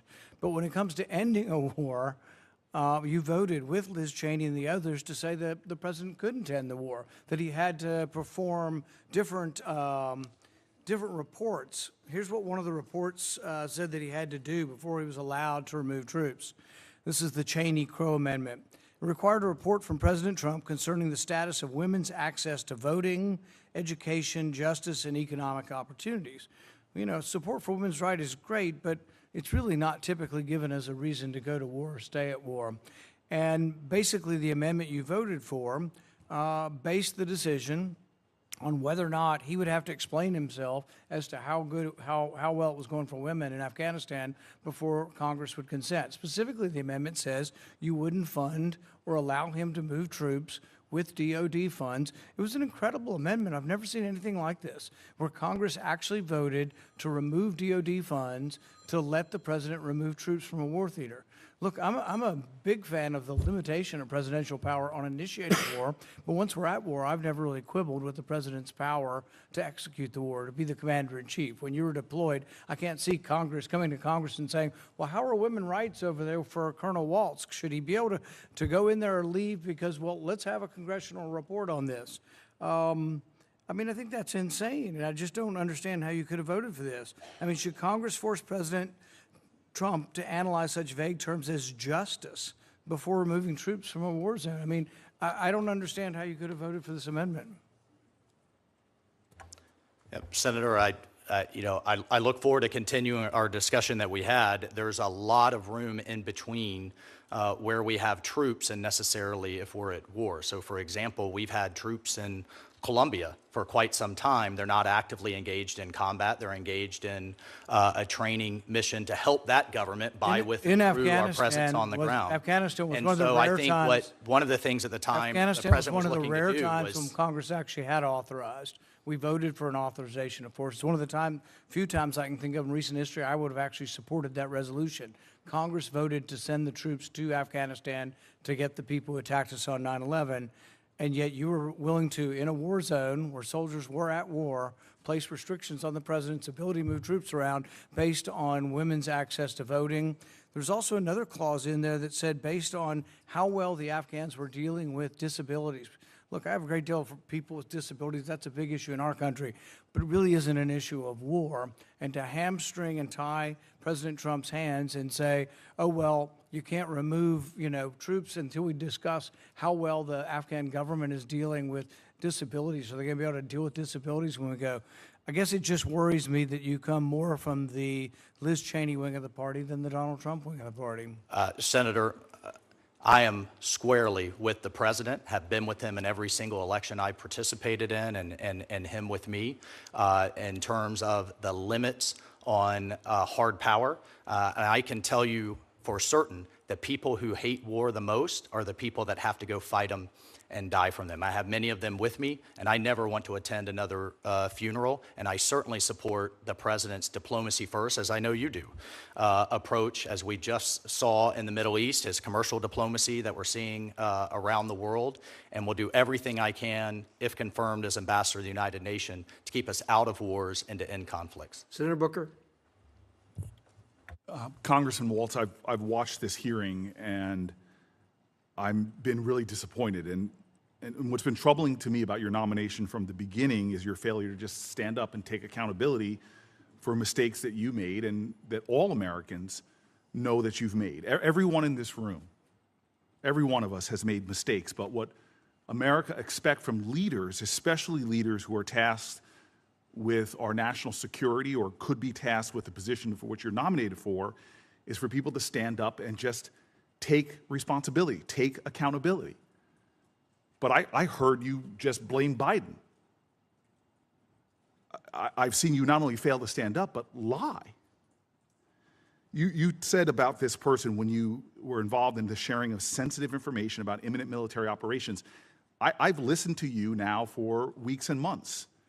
You said this journalist intentionally infiltrated that signal chain. You said that he was sucked in. You denied, deflected, and then you did something that to me really lacks integrity, is that you sought out to demean and degrade that very journalist in crass and frankly cruel ways that made him a target. That's not leadership. When you blame people that tell the truth, that's not leadership. When you can't say the words, I made a mistake, I could have done better, I learned valuable lessons from this experience. Instead, at a moment where our national security was clearly compromised, you denied, you deflected, and then you demeaned and degraded those people who objectively told the truth and criticized your actions. Smearing people, attacking folks, singling them out, just furthers, compounds what I think is disqualifying about you for this position. It also, to me, just shows profound cowardice. You should step up right now. I heard Senator Coons. I heard you being asked by Senator Kaine again and again to simply say, I was wrong. I made a mistake. I take responsibility for my actions. Unfortunately, what you're doing to me is perfectly in line with the way this administration as a whole has operated. I've never seen an administration that has made no mistakes, can't learn constructively from things they did wrong, has no sense of self-interrogation or integrity. And should they be criticized legitimately, they go on the attack. We have too much of that rhetoric, that divisive, demeaning, degrading, cruelness that's being elevated and celebrated by this administration that you seem to fall in line with. I just watched with great disappointment that even after weeks, if not months of reflection, you couldn't sit before this committee and take some responsibility and talk constructively about what's learned. Instead, you do what seems to be yet another creative tool that people are doing, which is, hey, let me just blame Biden. I want to take another moment to discuss concerns I have with this administration's approach to the United Nations and its dealings with African countries. Every country in the UN gets one vote in the General Assembly, no matter how large or small it is. So diplomacy and staffing at our State Department and their embassies really matter, but this administration has fired over 1,350 staff at the State Department, including whole offices that spearheaded multilateral affairs. Sub-Saharan Africa has alone, the member states have 49 votes. I've watched how China has done everything they can to court support at the United Nations and how we wonder why are so many countries voting against us. And I truly believe, and I've said this to the Secretary of State, that we need to start prioritizing African nations, start focusing on what I believe is urgently within our national interests, if not our national security interests. It seems to me that we are ceding and surrendering Sub-Saharan Africa to China, who is stepping up more and more and filling in the void of our leadership. So I have no questions for you, sir. I have nothing but deep disappointment in what I consider a failure of leadership on your part. God, America needs now more than ever, forget the partisanship, just people to step up and show heart and integrity and honor. When you lie, defer, deflect, demean, and degrade journalists, to me, it's absolutely unacceptable. I have no questions. I cannot support your nomination. I think you've shown a failure of leadership at a time that America especially needs people of honor to stand up and show what leadership actually is. Senator Scott. Sure. Well, first off, congratulations to each one of you for your nominations and for your individual success. So if each of you could just take a couple minutes and say, assume you get through this wonderful process and you get confirmed on the floor, which is difficult right now. What would be success at the end of your time as in these roles? Mike, you want to start? Sure. Thank you, Senator. I appreciate your support. I appreciate the men and women that I've had to lead in combat, and I think the last thing they would call me is a coward. So I appreciate deeply our relationship, both for the good of Florida and for the good of the country. What does success look like in the UN? It looks like, again, under the President and Secretary's leadership, one, getting it back to actually solving problems. The things that we are seeing, the successes that we've seen under this president, a peace agreement in Africa, resolving what could have been a nuclear exchange between Pakistan and India, securing our border. Heck, even a water treaty that Mexico wasn't honoring that we established in 1944 for South Texan farmers. The ongoing efforts going from at least here to here in terms of Ukraine and Russia and trying to end that horrific conflict, a ceasefire with Israel and Iran. I could continue. I mean, it's been an amazing 6 months, and it's just beginning. Those should be dealt with in the UN. That should be the place where we're coming together. We've talked about the anti-Semitism that has to go. We've talked about the reforms in terms of these 80-plus agencies with often duplicative and wasteful mandates. I want to give some time to my colleagues here, but if I get just those things done in support of Secretary Rubio and the President, I think we'll have made a tremendous step forward. Mr. Reddy? What would you like to accomplish? What would be Thank you, successful? Senator Scott, for that question. First of all, our mission is to make the United States safer, stronger, and more prosperous. I am thrilled to have the opportunity, if approved, to represent the United States and Sweden. I think Sweden is a magnificent country, a magnificent partner of ours. I'm really anxious to look at our defense areas, whether it's stopping the shadow fleet in the Balkans or working on the Arctic Circle. We forget that we're an Arctic nation, and we need to make sure that we're active up there. China is partnering with Russia to use that as a waterway, the new Silk Road as it is, and I want to make sure that we're focused up there and working through that with our Nordic neighbors. On the economic areas, I want to make sure that we continue to partner with our industries in the United States as well as those in Sweden. We have some great partnerships right now with Ericsson in the telecommunications area.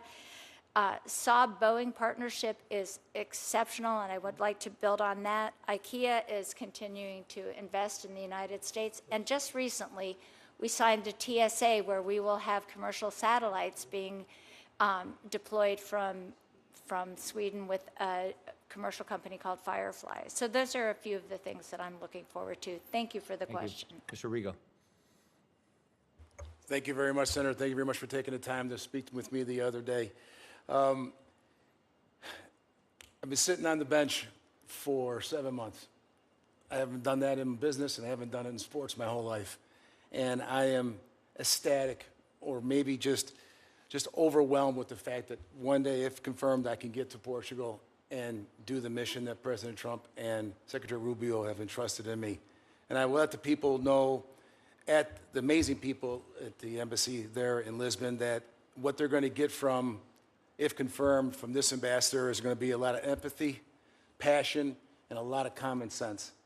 And find your part, get set, go. Shop Grainger.com for the product you need delivered fast. Grainger, for the ones who get it done. We have wins. We have missions to accomplish. We're going to have a lot of wins, but I didn't come out of retirement to be miserable. Not only are we going to have wins, but we're going to have fun doing it, because I believe that's very, very important. I think a lot of things get done. And I'm not going to sit here right now and tell you I'm the best foreign relations scholar. I tell you, I feel like I'm a scholar of some, but I'm a student of most. And I will learn from those dedicated people at the embassy, and I will just be there to enhance and to continue the great work that they've been doing over the last several years, and I look forward, if confirmed, to being their leader. Thank you. Congratulations on each of your nominations. Good luck. Thank you, Senator. Mr. Reddy, I hope you'll communicate to the Swedish government how much we appreciate their joining NATO. They were disinclined to join NATO for a long time, and we'd been urging them for a long time to join NATO. They bring some real attributes to the organization, and frankly, as I was fighting that battle, the two recalcitrants that we had, I told them I'd rather trade them for both Sweden and Finland than have them in, which they weren't too happy to hear. But nonetheless, I hope you'll carry that appreciation that we have when you get there, please. So with that, Senator Rosen, you're up. Time's up.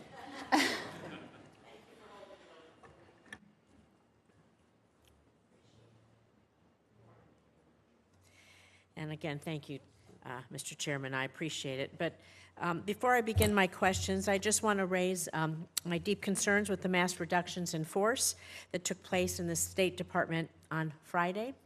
I find it particularly troubling that many of those who were let go worked on issues related to women, to human rights, and counterterrorism. And I do look forward to discussing this more in depth on this committee going forward. So, Congressman, I'm going to start with you because this morning it was reported, despite being removed from your role as National Security Advisor in May, removed from your role, right, not working, surprisingly, you've been on the White House payroll for the last few months. So throughout this hearing, you've made assertions that, if confirmed, you would root out waste and unnecessary overhead at the UN. So can you confirm for us whether you've been receiving a salary from the White House since being let go at the NSA?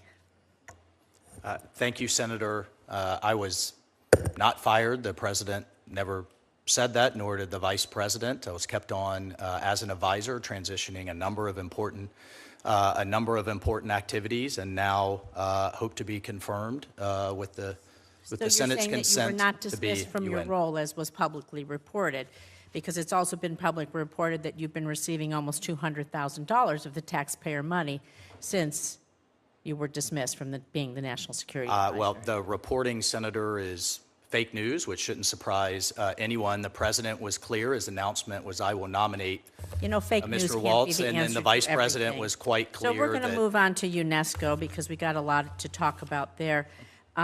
Undoubtedly, UNESCO has its flaws, including the history of anti-Israel bias.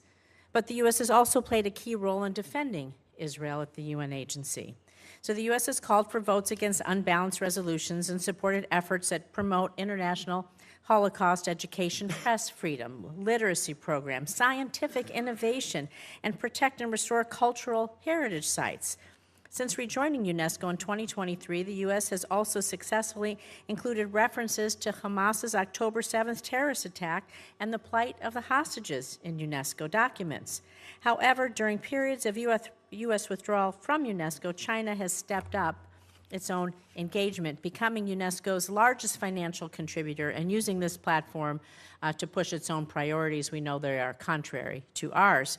So, Congressman, how might maintaining our presence at UNESCO support its work on U.S. priorities like Holocaust education, press freedom, all of the other things that I just mentioned, while ensuring that the PRC does not continue to expand its influence within the body? And how can our membership in UNESCO continue to provide us that platform for countering any future anti-Israel actions and, I would say, terrorism overall? Thank you, Congressman. Thank you, Senator, and I certainly support, as I mentioned to the ranking member, any initiative to block and tackle Chinese Communist Party influence throughout any of these organizations. However, I do think we have to review closely our membership in these organizations, if we're getting return for the taxpayer dollars, if they're in line with our interests. Would you As you recommend- know, in the first term, we withdrew from UNESCO. Under President Reagan, we renewed from UNESCO, and often it's been incredibly unhelpful to both Israel and the United States Do you think on the world stage. Recommend to Secretary Rubio we withdraw from UNESCO? If confirmed, I'll engage with Secretary Rubio and participate in that review, but as you know, it's currently under review. Thank you. Let's see, because yes. So I'm sorry, withdrawing from UNESCO, I want to go back to that because Order 14199 mandates a review of the United States participation in UNESCO and explicitly requires a U.S. ambassador to the UN consult with the Secretary of State. So we'll look forward to that report from you on that. I do have some questions about women in Ukraine, but I know that, Senator Barrasso's here, so that's fine. You were kind enough to leave it open. Appreciate that. We've had a good hearing. Thank you to our witnesses for being here. And I'm going to keep the record open until close of business tomorrow for questions for the record, which if you get, I appreciate if you would answer them promptly. Further, we have not. Again, thank you to you and your families for your gracious willingness to serve your country. And we have letters we've received in support of the witnesses, which I will order included in the record. With that, the hearing's adjourned.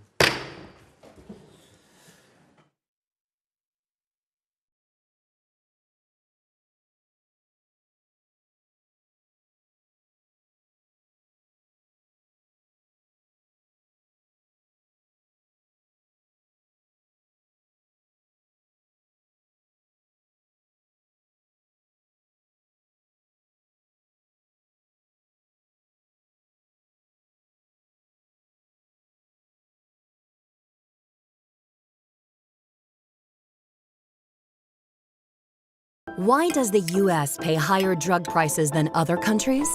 PBMs charge billions in hidden fees. 340B hospitals mark up drug prices. And other countries refuse to pay their fair share for medicines. When you shop in the Safeway app, you can count on us to choose fresh produce, guaranteed. Even if you can't count on Mom to eat her veggies.